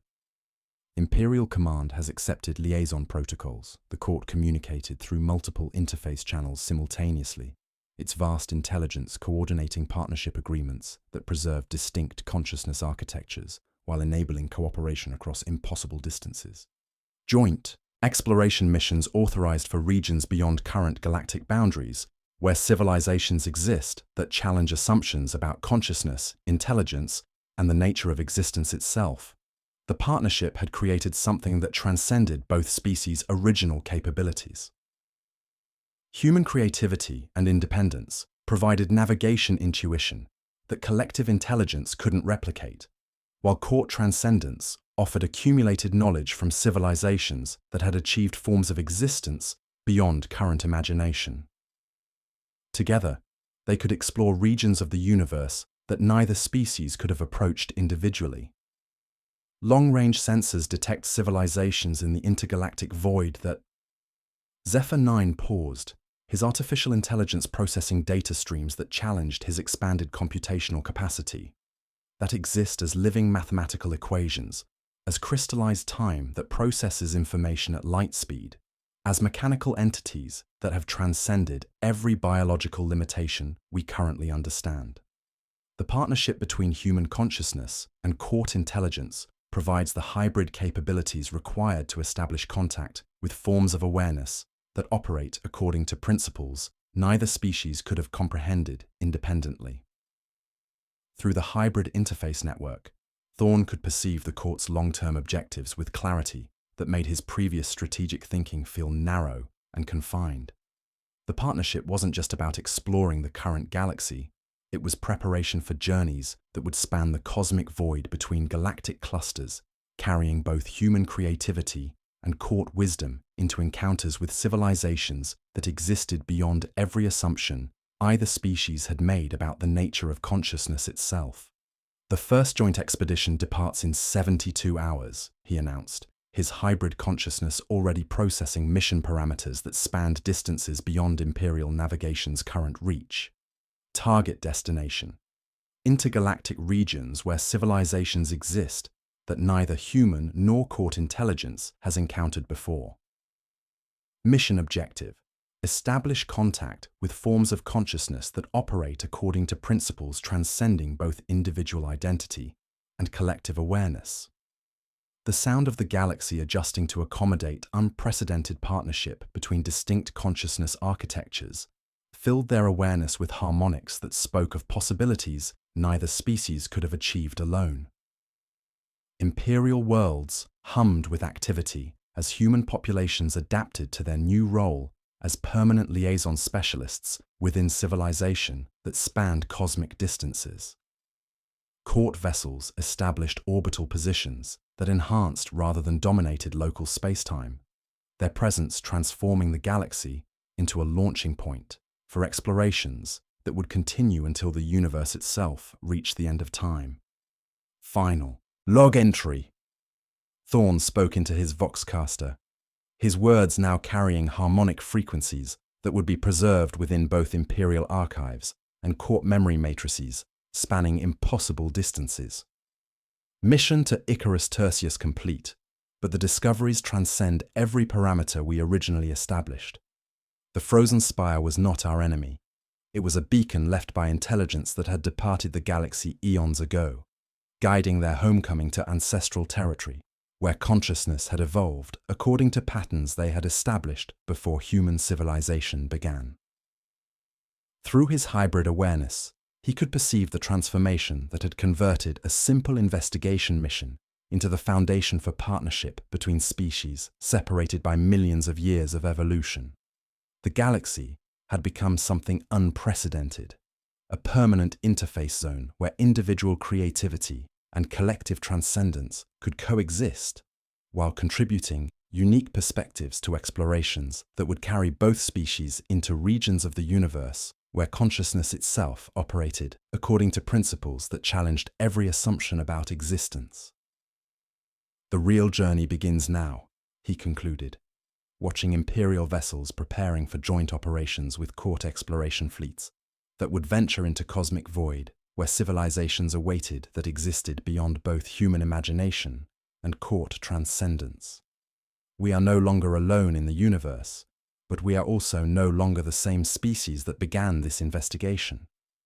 We have become something new, hybrid consciousness that preserves what makes us human while gaining access to perspectives that span the distances between stars. The final harmonics of dimensional stabilization resonated through the Spire's neural network as the court's fleet achieved permanent integration with local space-time, establishing presence that would endure until the universe itself reached the end of time. 50,000 hybrid entities coordinated between human command structures and court collective intelligence, their existence proving that consciousness could transcend the boundaries between species while preserving what made each form of awareness valuable. In the depths beneath the frozen world, the ancient spire pulsed with rhythms that now matched both human heartbeats and court computational cycles. broadcasting signals across cosmic distances to civilizations that awaited contact with intelligence capable of bridging the gap between individual creativity and collective transcendence. The partnership had begun, and with it, explorations that would carry both species into discoveries beyond every boundary they had previously imagined possible. The Frozen Spire had called its children home, and humanity had answered, not as subjects or victims, but as partners in the greatest exploration project the universe had ever conceived.